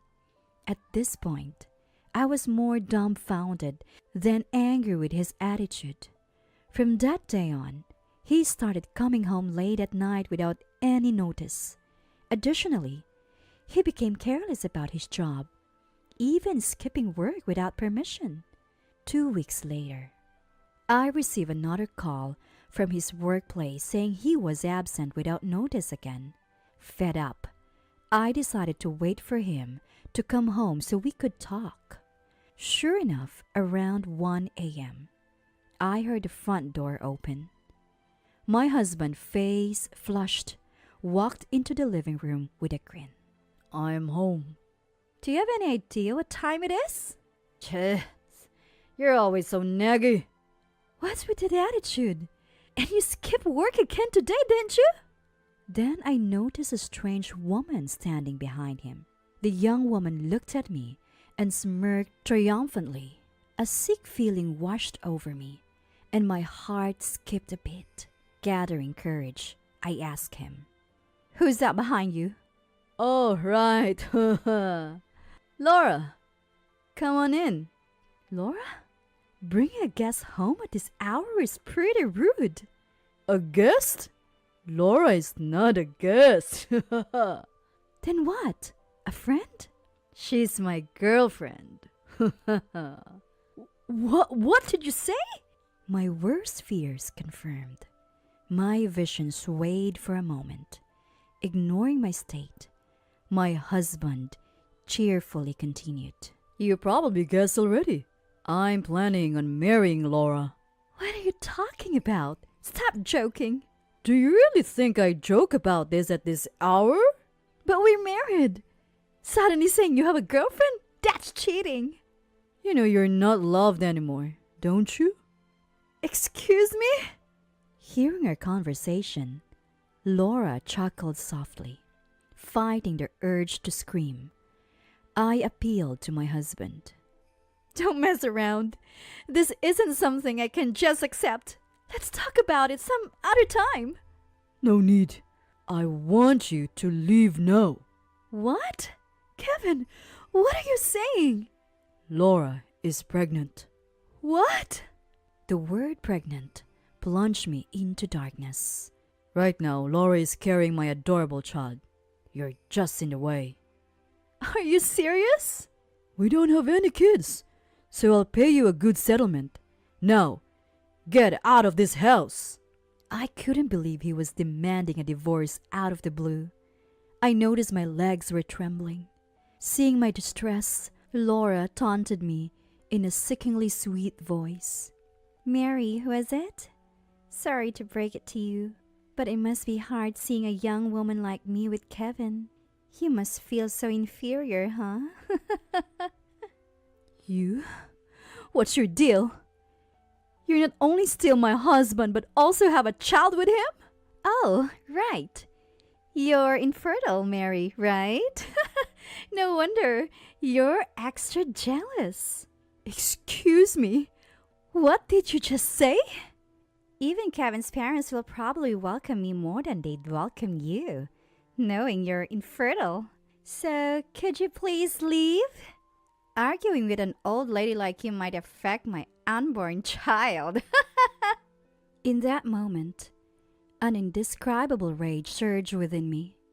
I'll never forgive her. I've never been humiliated like this. I will get my revenge. Taking a deep breath to calm myself, I said quietly to my husband, "Fine, I get it. Let's just get a divorce." Huh? You're being unusually cooperative, aren't you? I don't want to be with a cheater anymore. Do you have the divorce papers? Yeah, I've already filled them out. You just need to sign and submit them. Fine, I'll pack my things and leave. Best wishes for your new life. Don't need you to tell me that. Just get out. The two of them laughed loudly, pointing fingers at me. Ignoring them, I quickly packed my stuff and left the house. I decided to spend some time staying at a hotel near my workplace. During one workday, I noticed my patient David looking gloomy as he stared out the window. "David, what's the matter? Are you feeling okay?" Actually, my girlfriend just broke up with me. "Oh, I see. You were with her for quite a while, right?" Yeah. We were even talking about getting married. But as soon as she realized I won't be able to work anymore, she left. That's so cruel, especially considering how hard you're working on your rehabilitation. It's okay. Being dumped can't be helped. But I recently found out something from a mutual friend. What did you find out? Actually, I couldn't believe what I heard from David. After that, I hired a private investigator to look into something. I also visited my ex-husband's parents, James and Anna, suggesting we should talk about something important. Apparently, he hadn't informed them of our divorce, so they were puzzled why I wanted to talk. I didn't say anything more and just scheduled a meeting. Days later, I headed to my ex-husband's house with his parents. Seeing me and my in-laws, Kevin looked visibly uncomfortable. "Long time no see, Kevin. Mind if we come in? We need to talk." Why are you here all of a sudden? Today's not a good day. "Why? Because Laura's here?" Hey, don't mention that name, Mary. My parents are right here. "So you never told them we divorced, huh?" At her words, my in-laws' eyes widened in shock. What do you mean you divorced Mary, Kevin? "Yeah, we haven't heard anything about this." Well, about that. And who's Laura? Is there someone else in this house? "Kevin, you didn't divorce Mary for some silly reason, did you?" No, that's not it. Both of you, just calm down. Ignoring Kevin's attempts to stop them, my in-laws marched into the house. As expected, they found Laura lounging on the couch. Seeing this, their faces turned a shade of blue. You've been cheating on Mary? You got to be kidding me. James shouted angrily, spittle flying towards Kevin. Dad, listen, Laura is young and cute and total opposite of Mary. What are you saying? Mary supported you as your wife for 10 years. Hold on, I'm not the bad guy here. The one who cheated is always the bad guy. Apologize to Mary right now. Well, about that, Kevin was clearly cowed by James' anger. In a last-ditch effort, he blurted out to my in-laws. Dad, Mom, listen. Laura is pregnant. Pregnant? So what? Yeah, she's pregnant. Mary couldn't get pregnant for 10 years, but Laura got pregnant right away. First grandchild, you both should be thrilled. What are you talking about? This is the ultimate act of filial piety. So Dad, Mom, please, accept Laura and me. Just as he was saying this, a sharp slapping sound echoed. Anna had slapped his face. Mom! You ungrateful child! Tears welled up in Anna's eyes as she shouted, her face turning red. Not just me, even James was stunned. What are you doing, Mom? I thought you and Dad would be happy. Don't be stupid. To ignore a wonderful woman like Mary for some meaningless fling? I never raised you to be like this. Mom, We're cutting ties with you. Don't ever rely on us again. wait. I was planning to borrow money from you and Dad to pay alimony to Mary. Be quiet. We're not lending a single cent to a terrible son like you. We won't pay your mortgage anymore. You'll pay it yourself. Got it? But Mom, I finally have a grandchild to show you. My ex-husband was clinging to father-in-law for dear life, so I decided to seize the moment and drop a truth bomb. Kevin, hate to ruin the mood while you're excited about your first grandchild, but the baby in her belly isn't yours. What? What are you talking about? Right, Laura? You're David's ex-girlfriend? That baby is David's, isn't it?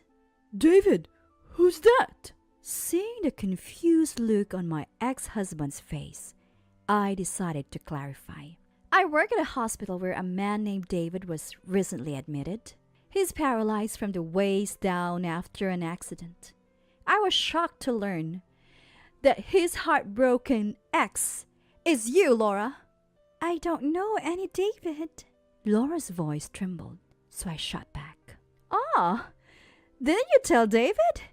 I've found someone else who'll give me the money I need, so I don't need you anymore. I don't know what you're talking about. Don't play dumb.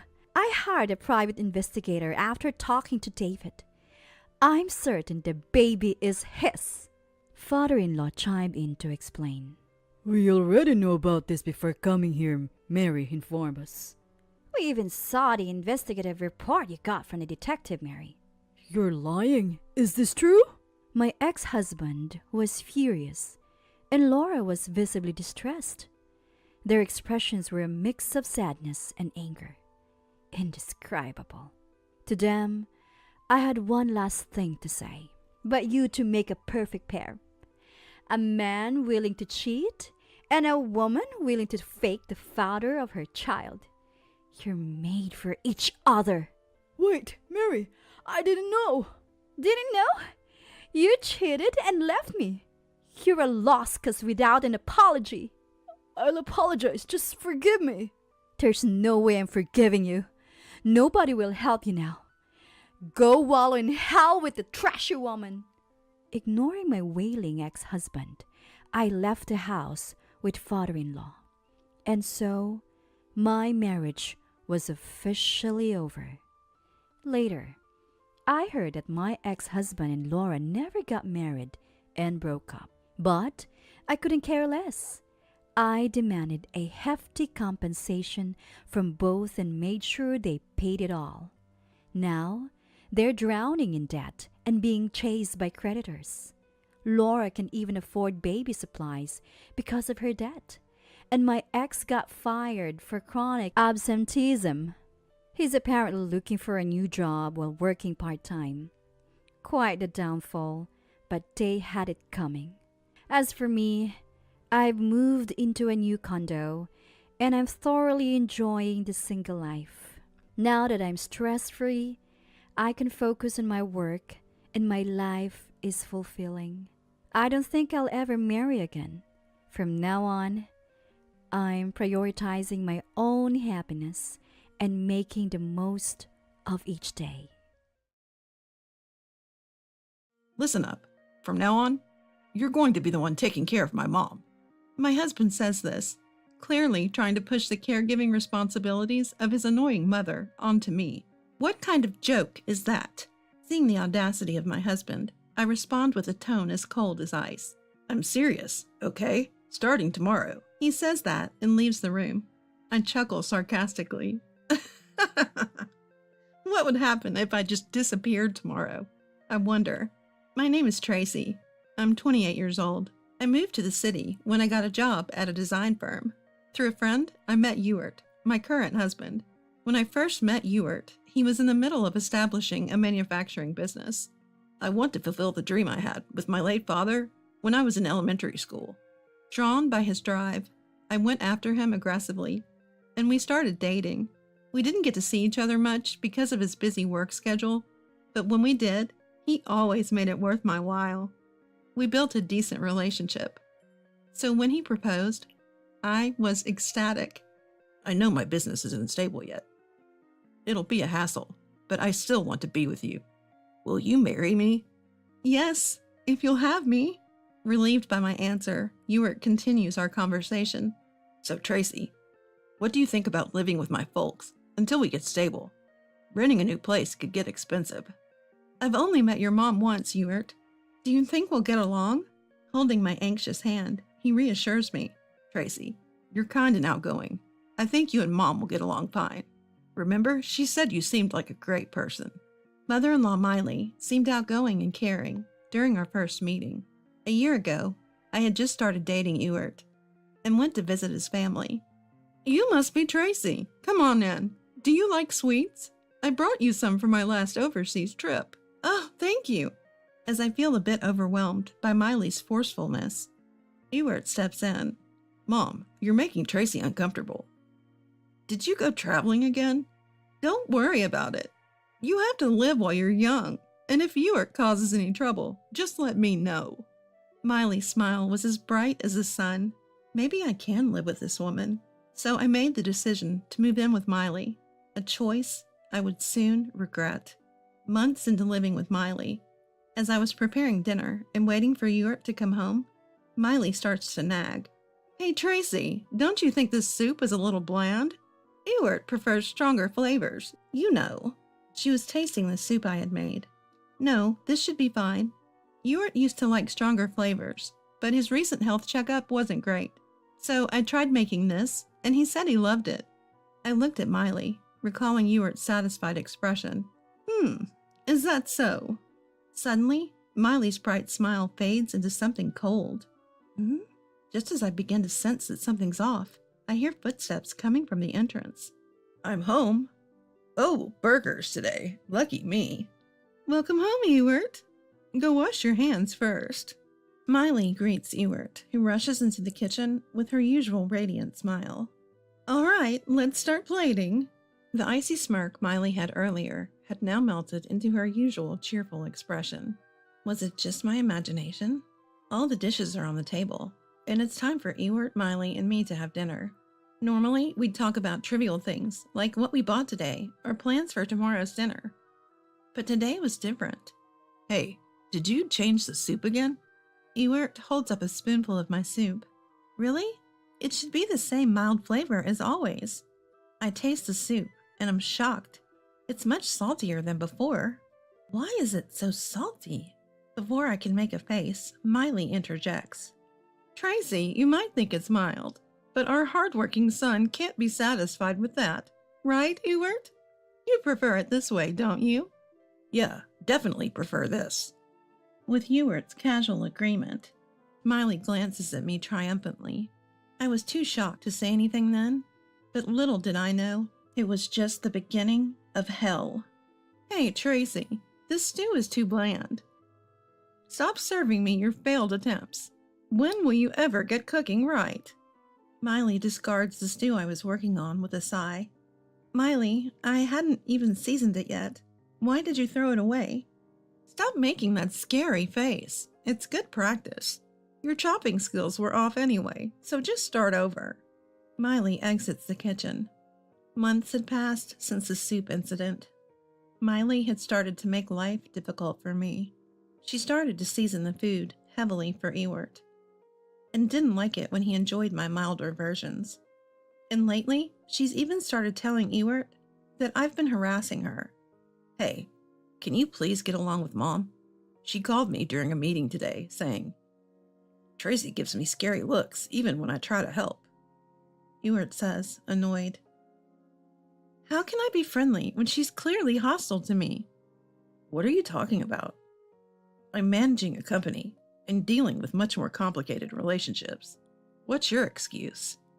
Ewart, once optimistic about us getting along, has started to complain about the persistent tension between Miley and me. Then one day, the unthinkable happens. Miley and I are preparing dinner together. Tracy, could you get the new sauce from the cabinet below? Sure. I search for the sauce, but can't find it. Annoyed, Miley's voice pierces the air. Tracy, what's taking so long? Just a minute. Losing her patience, Miley raises her voice. Ugh! You're so slow. Hurry up! Suddenly, something scalding hits my face. I crumple to the ground, unable to scream. It hurts! It hurts! It hurts! It's hot! What happened? When I finally opened my eyes, there was Miley standing over me, ladle in hand. That's right. Miley had scalded me with boiling water. You're blocking the way, sitting there like that? So annoying. Miley kicked me in the stomach after saying that. Ouch, Miley, stop it, please. Shut up. This is all because you're lazing around. Miley kept kicking me in the stomach, over and over. A few minutes later, Miley left the kitchen seemingly satisfied. Holding back the pain in my face and stomach, I slowly got up. My whole body hurts. I wet a handkerchief with trembling hands and press it to my face to soothe the burn. Getting my composure back, I decided to go to the hospital. The burns are extensive, especially on your cheeks. We recommend hospitalization. What would you like to do? If I go back home, I'll just be put to work. That's what I thought, so I decided to stay at the hospital. I contacted Ewart to bring me some clothes, but he kept insisting he was too busy. Ewart didn't come that day, and I spent a lonely night. At one point, I snuck out of my hospital bed to the restroom. Seeing my reflection, my cheeks and neck were horribly swollen and red. How am I going to live like this? Thinking about my bleak future, I broke down and cried. A few days later, Ewart finally brought me some clothes 2 days after my hospitalization. Thanks for bringing the clothes. When Ewart entered the room, he looked at me disdainfully. Why are you looking at me like that? Mom told me about your burn. You got it because you were careless, didn't you? I couldn't believe what I was hearing. No, Miley did this. Mom would never do that. She's a good person. You must be mistaken. Ewart dismissed my explanation and quickly left. After that, he stopped visiting me. And Miley, the one responsible for the burn, never showed up during my hospital stay.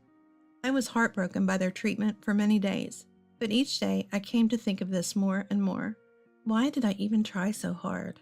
Just when I started contemplating divorce after this ordeal, unexpected news arrived. Miley had taken a fall and was hospitalized.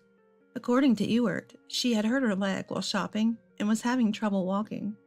Although she was temporarily hospitalized, she would be living at home and receiving care. The news shocked me, but Ewart's next words shocked me even more. Once you're discharged, you're taking care of Mom. I couldn't believe my ears. Ewart, you won't take care of her? I'm busy with work. It has to be you, Tracy. Ewart says so calmly, thinking that I could easily take care of Miley after she burned my face? That's just not possible. Realizing talking to Ewart now would be pointless, I quickly ended the call. Revenge started boiling inside me, and an idea for payback came to mind. I decided to call a particular place to set my plan in motion. The day of my discharge, I finished up with the paperwork at the hospital and took care of some errands before heading back to my in-laws' home. The surroundings were already shrouded in darkness, with just a single light on in the living room. Ewart must be home by now. As I unlocked the door and stepped into the living room, there he was, just as I thought. Ewart. Ah, took you long enough. Finally home, huh? Ewart was sipping his coffee, reading the newspaper, completely ignoring my presence. I'm back. Where's Miley? She's sleeping in her room. Listen, I had to take care of her while you were in the hospital. Be grateful. Ewart spoke with an evident annoyance. You've made me lose out on work, too, so starting tomorrow, you're on Miley duty. Ewart put his hand on my shoulder and turned to leave. I couldn't hold back. Hold on. Are you joking? I'm not doing it. Ewart looked shocked, as if he hadn't expected me to object. Silence fell between us.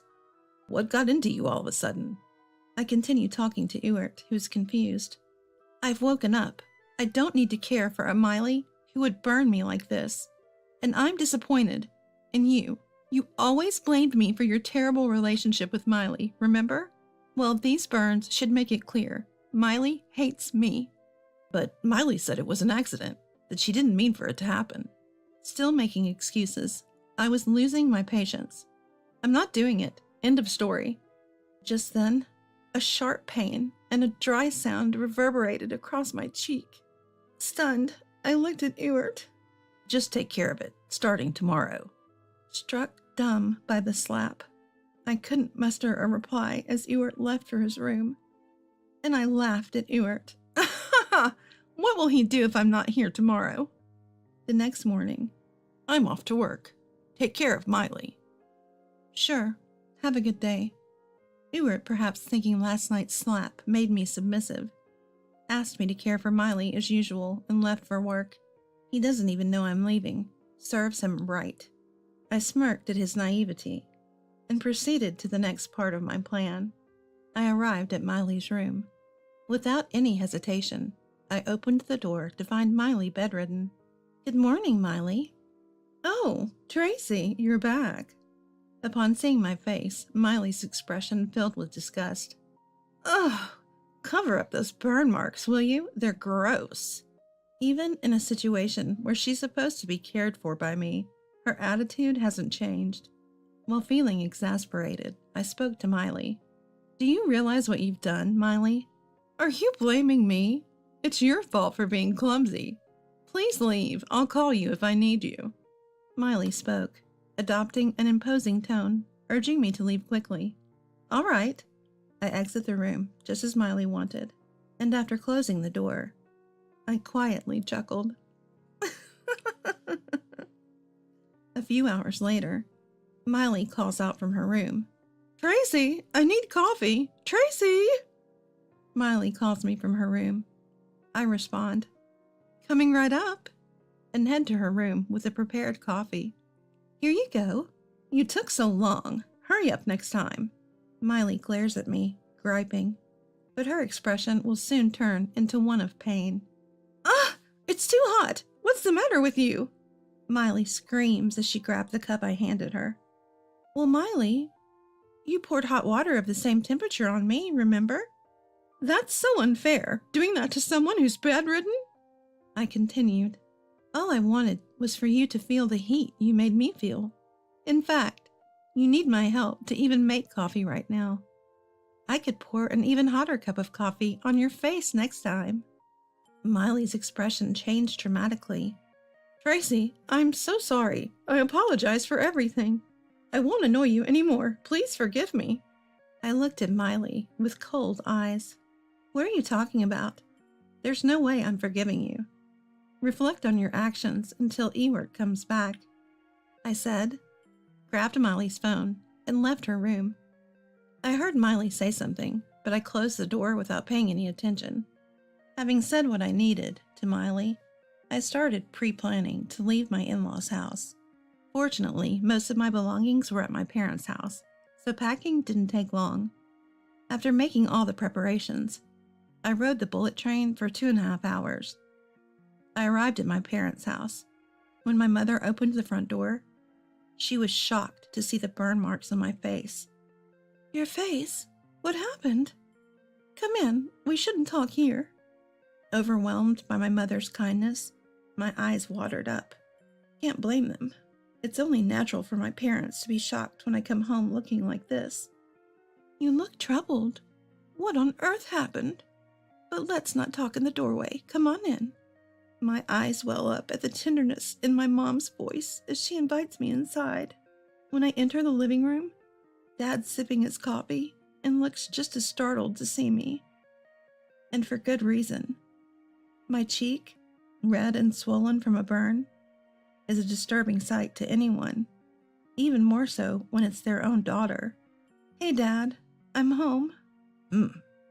Welcome back. Glad you made it. Dad doesn't mention my burn, but warmly welcomes me back.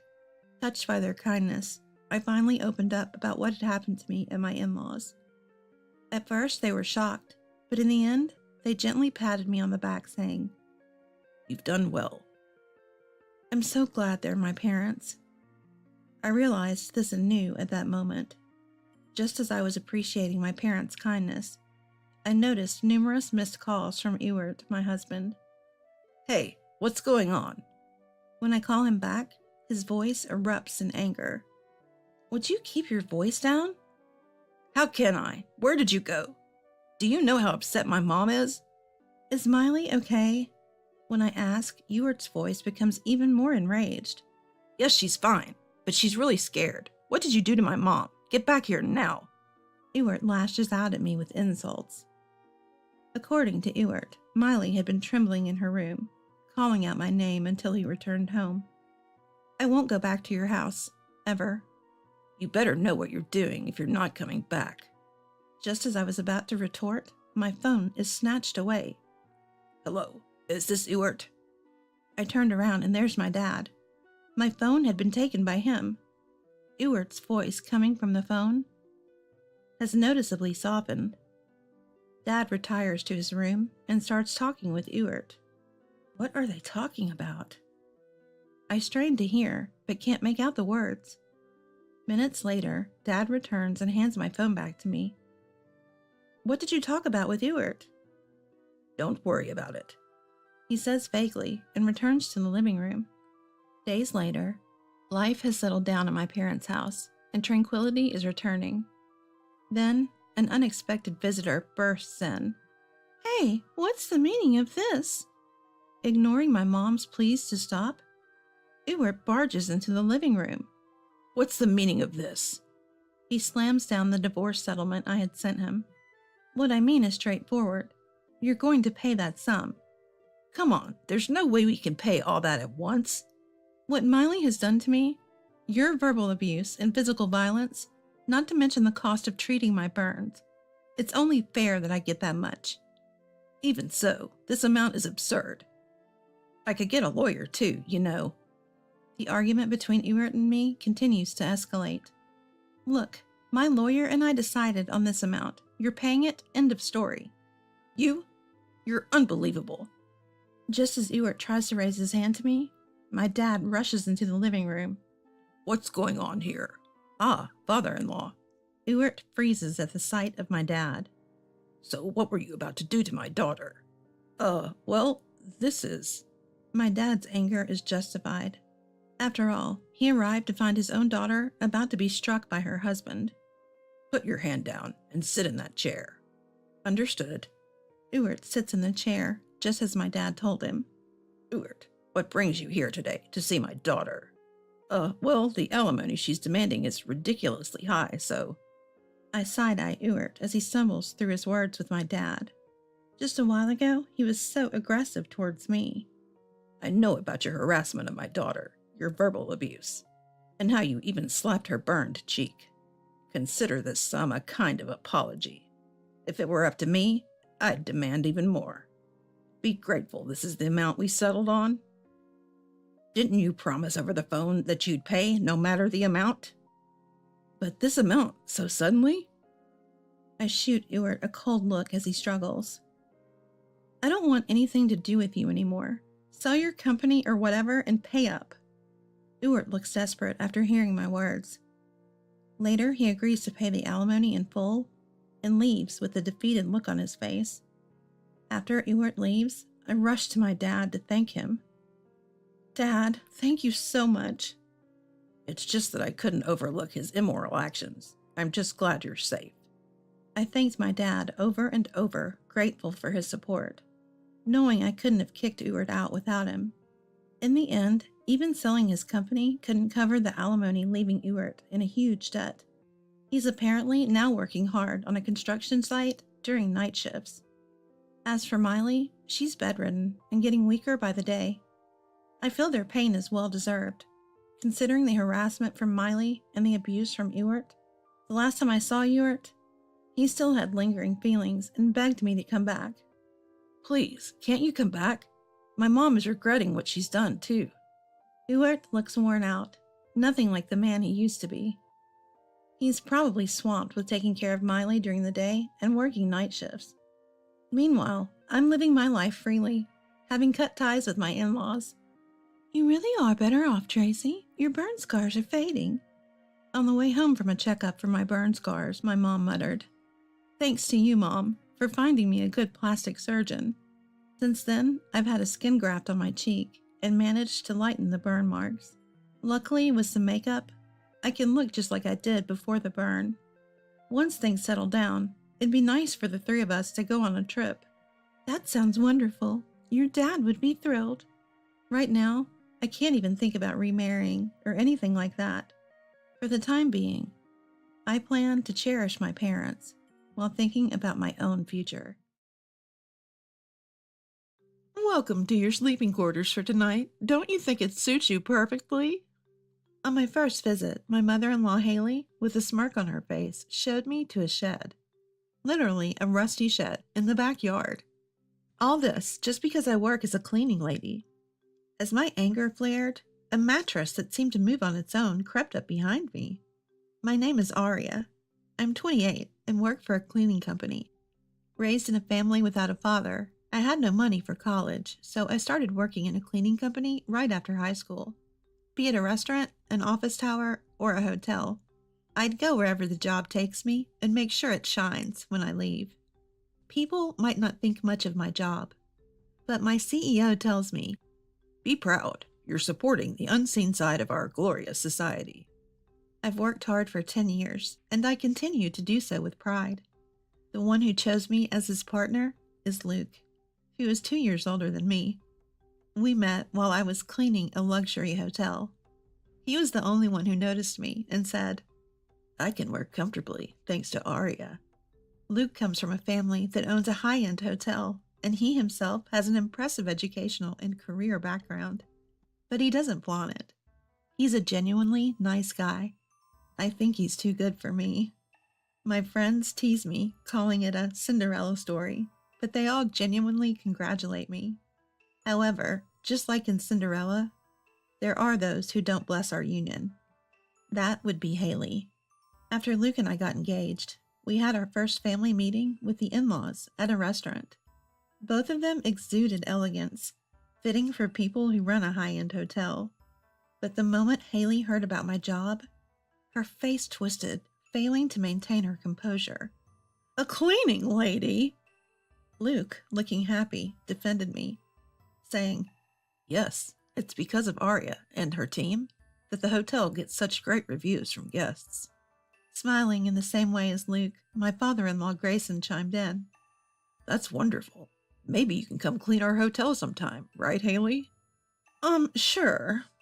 Grayson gave a half-hearted smile when asked for his agreement, but it was clear his eyes weren't smiling. After the meal, I found myself under immediate attack. As Grayson and Luke left the table to settle the bill, Haley, with a stormy expression, grabbed my arm. So, how did you, a mere cleaner, seduce my Luke? Seduce? What are you talking about? You know you're not good enough for him, right? If it's money you want, I can provide. Just leave him. I can't believe this. As I was stunned by her audacity, Grayson returned after settling the bill. Haley, we're leaving. All right. Remember your place. Haley threatened me in a low voice and left elegantly to join Grayson. Aria, sorry to keep you waiting. Is something wrong? No, it's nothing. Luke looked worried, seeing my pale face. I was left speechless, rattled by the sudden shift in Haley's behavior and her threats. I was tormented. Haley's words ate at me, causing stomach-churning distress. Luke was busy with overtime for the wedding and honeymoon. The mood wasn't right for a heart-to-heart. On weekends, he joyfully carried on with wedding preparations and talked about inheriting the hotel with me one day. I couldn't bring myself to mention Haley's threats. The wedding went off without a hitch, and the atmosphere was serene. Haley smiled as she greeted those around her, appearing to be a mother delighted by her son's wedding. She never looked my way, but I was relieved that nothing went wrong during the ceremony. The honeymoon was delightful, and married life was smooth sailing. 4 months after the wedding, in mid-February, the busy hotel season ended, and Luke and I visited the in-laws' house for the first time. Grayson had a meeting, so Haley welcomed us. "I've missed you, Luke. It's cold. Come in." "Yeah, Arya, let's go inside." As Luke urged me to enter, Haley stopped me. "Wait, I want Arya to come with me to the hotel."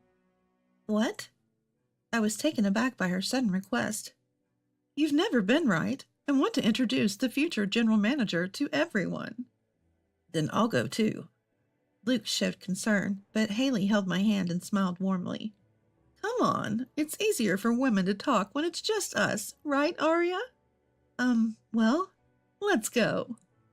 I was pushed into Haley's car, overwhelmed by her imposing yet seemingly kind demeanor. I left a puzzled Luke behind as Haley drove me to the hotel. Did she finally accept me as her daughter-in-law? That flicker of hope was quickly shattered. Her smile from earlier vanished. Like some kind of wicked sorcerer had cast a spell. Haley's profile as she drove was devilish. The drive lasted a silent and excruciating 15 minutes. Our destination was a hotel with a beautifully landscaped garden and a grand facade. Before I could even appreciate it, Haley guided me toward the employee entrance. Then she handed me a uniform. "Change into this." "What?" Annoyed, Haley let out an exaggerated sigh. "Did you actually think you could become a general manager? How clueless." "That's not what I meant." "Well, you look better in a work uniform than in formal wear. Once you're changed, show off those cleaning skills that Luke fell in love with." "But planning to defy your mother-in-law? Shows your bad upbringing." I considered fighting back, but then I thought of Luke's face. Satisfied with my silence, Haley smirked menacingly. "Be careful. There are art pieces here that are more valuable than you. You know what happens if you break anything, right?" Tossing a vacuum cleaner and bucket at my feet, Haley quickly disappeared. I clenched my teeth. For the next 3 hours, I diligently cleaned the hotel, receiving various directions and warnings from Haley. The other employees would look at me with pity, saying things like, "Oh, another newbie getting hazed." No one seemed to realize that I was the wife of the successor. While I took pride in cleaning, doing it while being looked down upon and pitied felt horrible. As guests started to check in, I was finally relieved from duty and taken back to the in-laws' house. Exhausted, I stepped out of the car to find Luke rushing to greet me. "I've been waiting for you, Arya. How was our hotel? It's old, but it has its own charm, right?" "Luke?" I returned his genuine question with a complicated smile. Just when I thought I could finally sit down and catch my breath, Haley blocked my way. "What do you think you're doing? Walking in like you belong. How audacious." "What? Mom, what's going on?" Next to me, Luke looked at Haley, just as surprised. Finally, Haley dropped her facade in front of Luke and bared her fangs at me. She must have been thrilled by making me work like a dog at the hotel. But Haley wasn't done yet. "Your sleeping quarters are over there." Pointing, she indicated a small, aged shed that was barely 6 feet square. This wasn't a charming cabin from a fairy tale. It was a storage shed for bikes and farming tools. Certainly not a place for a person to spend the night. Luke finally snaps, losing his patience with Haley. "What are you even talking about, Mom?" "We own a prestigious hotel, Luke.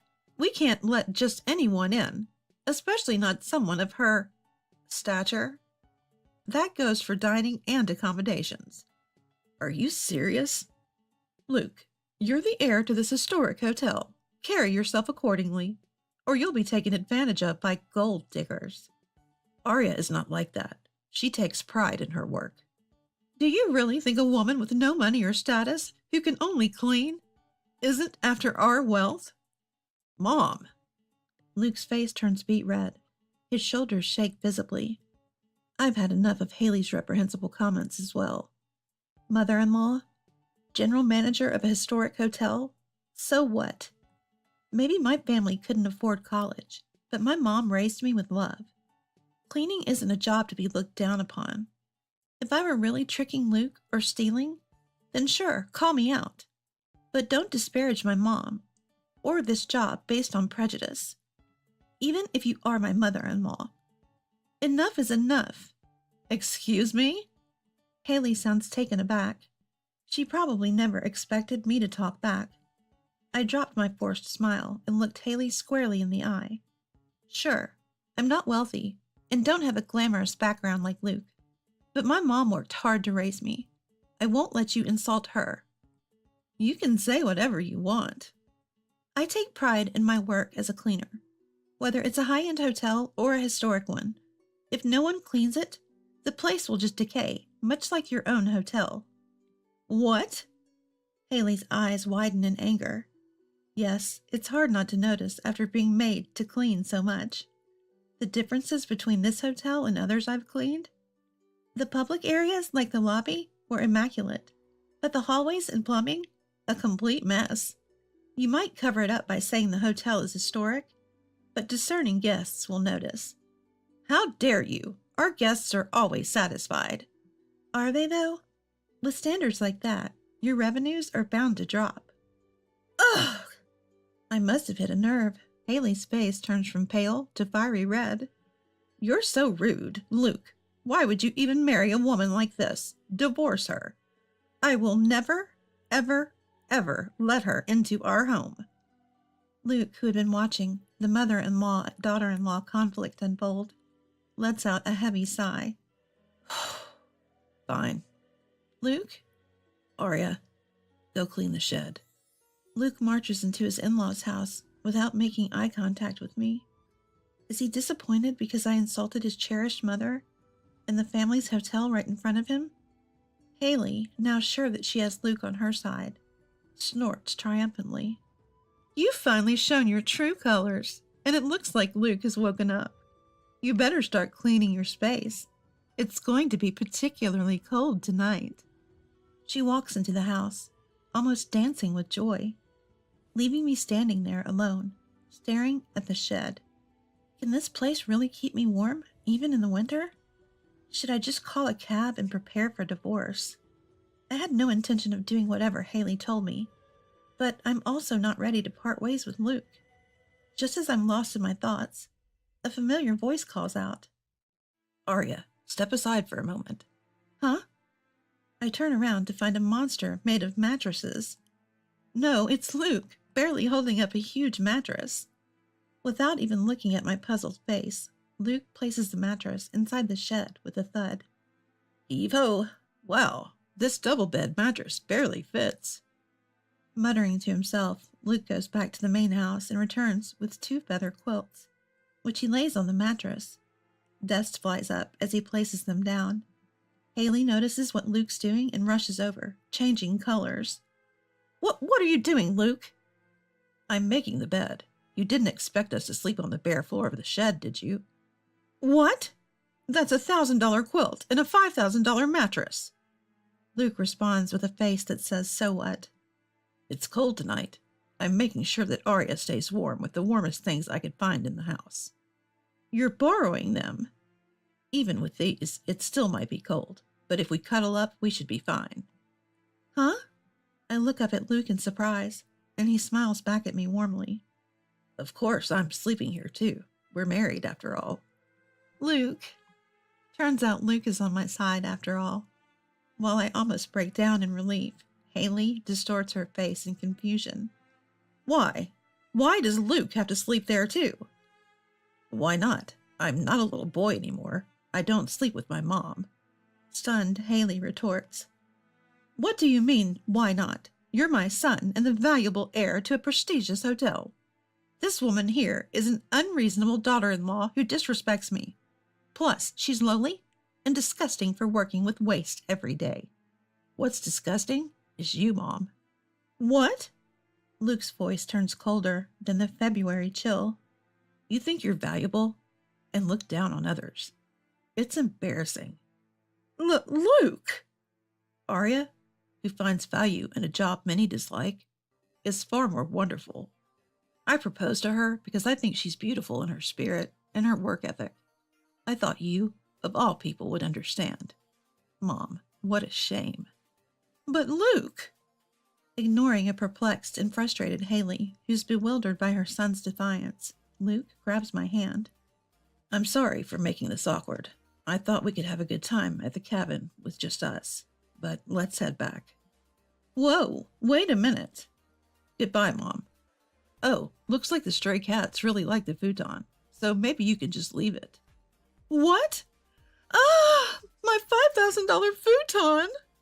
Before we knew it, a cat had made itself comfortable on the luxurious bedding in the cabin. I bet that cat's fleas are having a field day as well. Let's go, Arya. Okay. Wait! Get that cat out of here! Please, get it out! Haley, apparently not a cat person, lets out a cry of desperation. Without a second glance, Luke puts me in a car and we leave my in-laws' house behind. Later, I tell Luke about all the horrible things Haley did to me. Luke sincerely apologizes, his face going pale. But I realize it's also my fault for not discussing it with him sooner. We agree to continue as a married couple, under the conditions of better communication, and never seeing Haley again. Luke's sincerity is reaffirmed. And I think it's not all bad for me. 3 days later, my parents-in-law show up at our home. Even though we agreed not to meet again, we give consent for one last face-to-face. Haley stands behind a stern-faced Grayson, tears in her eyes. Luke, Arya, I heard you've been verbally abusive to Haley. Apparently, Haley had falsely accused me of terrible things to Grayson when he returned from a meeting. Luke stands in front of me, facing Grayson. I don't know what you heard from Mom, Dad, but I haven't said anything wrong. Seeing Luke stand up to Grayson makes me fall for him all over again. But Haley won't stay silent. She clings to Grayson's arm, crying out, Look, Grayson, Luke is being brainwashed by this woman. We have to take him home and get his head straight, or our hotel will be ruined. The only one who's lost their sanity is you. What? Haley freezes. Grayson slowly peels Haley's hand off of his arm. It's you, isn't it, Haley? You were the one who mistreated Arya first. What? What? You've always treated employees horribly at work, Haley. It's pretty clear what must have happened. Grayson looked at Haley with utter contempt. Realizing Grayson is not on her side, Haley visibly shakes. That's because they're incompetent. I'm just educating them. Driving someone to tears is your idea of education? Ruining people mentally and physically till they quit? But it's for the hotel. If it's for the hotel, then why aren't you developing talent? Our customer service and cleaning have been slack, leading to guests saying, the quality has dropped since the previous generation. Haley opens and closes her mouth, unable to retort to Grayson's words.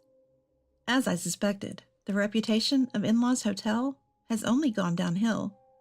And honestly, I'm not surprised that Haley's treatment of employees is the reason. Luke glares at Haley, his eyes a mix of contempt and sorrow. Grayson turns to me and bows his head. Arya, I'm really sorry about my wife's behavior. I've told her time and again not to look down on people, but she just can't help herself. You don't ever have to see Haley again. Just don't give up on Luke. Of course. Arya, thank you. At my clear affirmation, Luke's eyes well up with emotion. Grayson also smiles warmly. Just when it feels like a happy ending, Haley lets out a shrill scream. Wait! Wait! Wait! This is insane! I am the mother, the wife, the family. You should treat me better than some random woman. Don't worry. You'll soon be a stranger to us. What? Take care, Arya. Please look after Luke. Dragging a flabbergasted Haley behind him, Grayson returns to the in-laws' house. A month later, my parents-in-law get divorced. Just as Grayson said, he and Haley become strangers to each other. Apparently, Haley's erratic behavior became legendary among the neighbors Even after clinging so much, when Haley realized Grayson wouldn't budge, she demanded a hefty settlement. But clearly the cause of the divorce was on Haley's end. A lawyer who had been a family friend for generations fought hard for us. In the end, it seems Haley was ousted, with just a division of assets. Most of the assets she received were brand-named goods and artwork that Haley had hoarded. So it seems she got very little cash. Having lost her place to live, Haley tried to move into her parents' house where her brother and his wife were living, but even there she was rejected. It turns out she had always looked down upon her brother and his wife, who were farmers, as a lowly couple covered in mud. Eventually, she found herself living in an old apartment where mice scurried around and somehow managed to find a cleaning job. Friends no longer visited the condescending Haley. Her eyes, once full of confidence, had lost all their vigor. She looked so aged that people mistook her for being in her 70s, even though she's only in her 50s. It would be so nice if Haley could someday find a way to cleanse her soul through her cleaning job. 10 years later. General Manager, could you check the party venue, please? Sure. General Manager, there's an issue with a guest staying tonight. Sure. These days, I'm busy running the hotel that Luke inherited.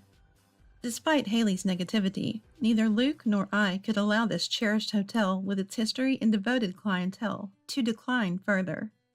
We couldn't leave Grayson either. I received training at one of Grayson's acquaintances' hotels and became general manager when Luke took over 5 years ago. Although I still have much to learn, I take pride in our spotless amenities and high-quality service. Staff members are staying longer, and the old but still growing hotel is doing better than ever. Both Luke and Grayson treat me as if I'm some kind of savior, always making me feel cherished. Despite facing many challenges, I'm truly glad I married Luke. This hotel made our trip great. We'll be back, so take care. Thank you. I nod with heartfelt gratitude to the guests who speak warmly to us. That hasn't changed from the time I was a cleaner to now as a general manager. Seeing people enjoy the space I've made beautiful brings me the greatest joy.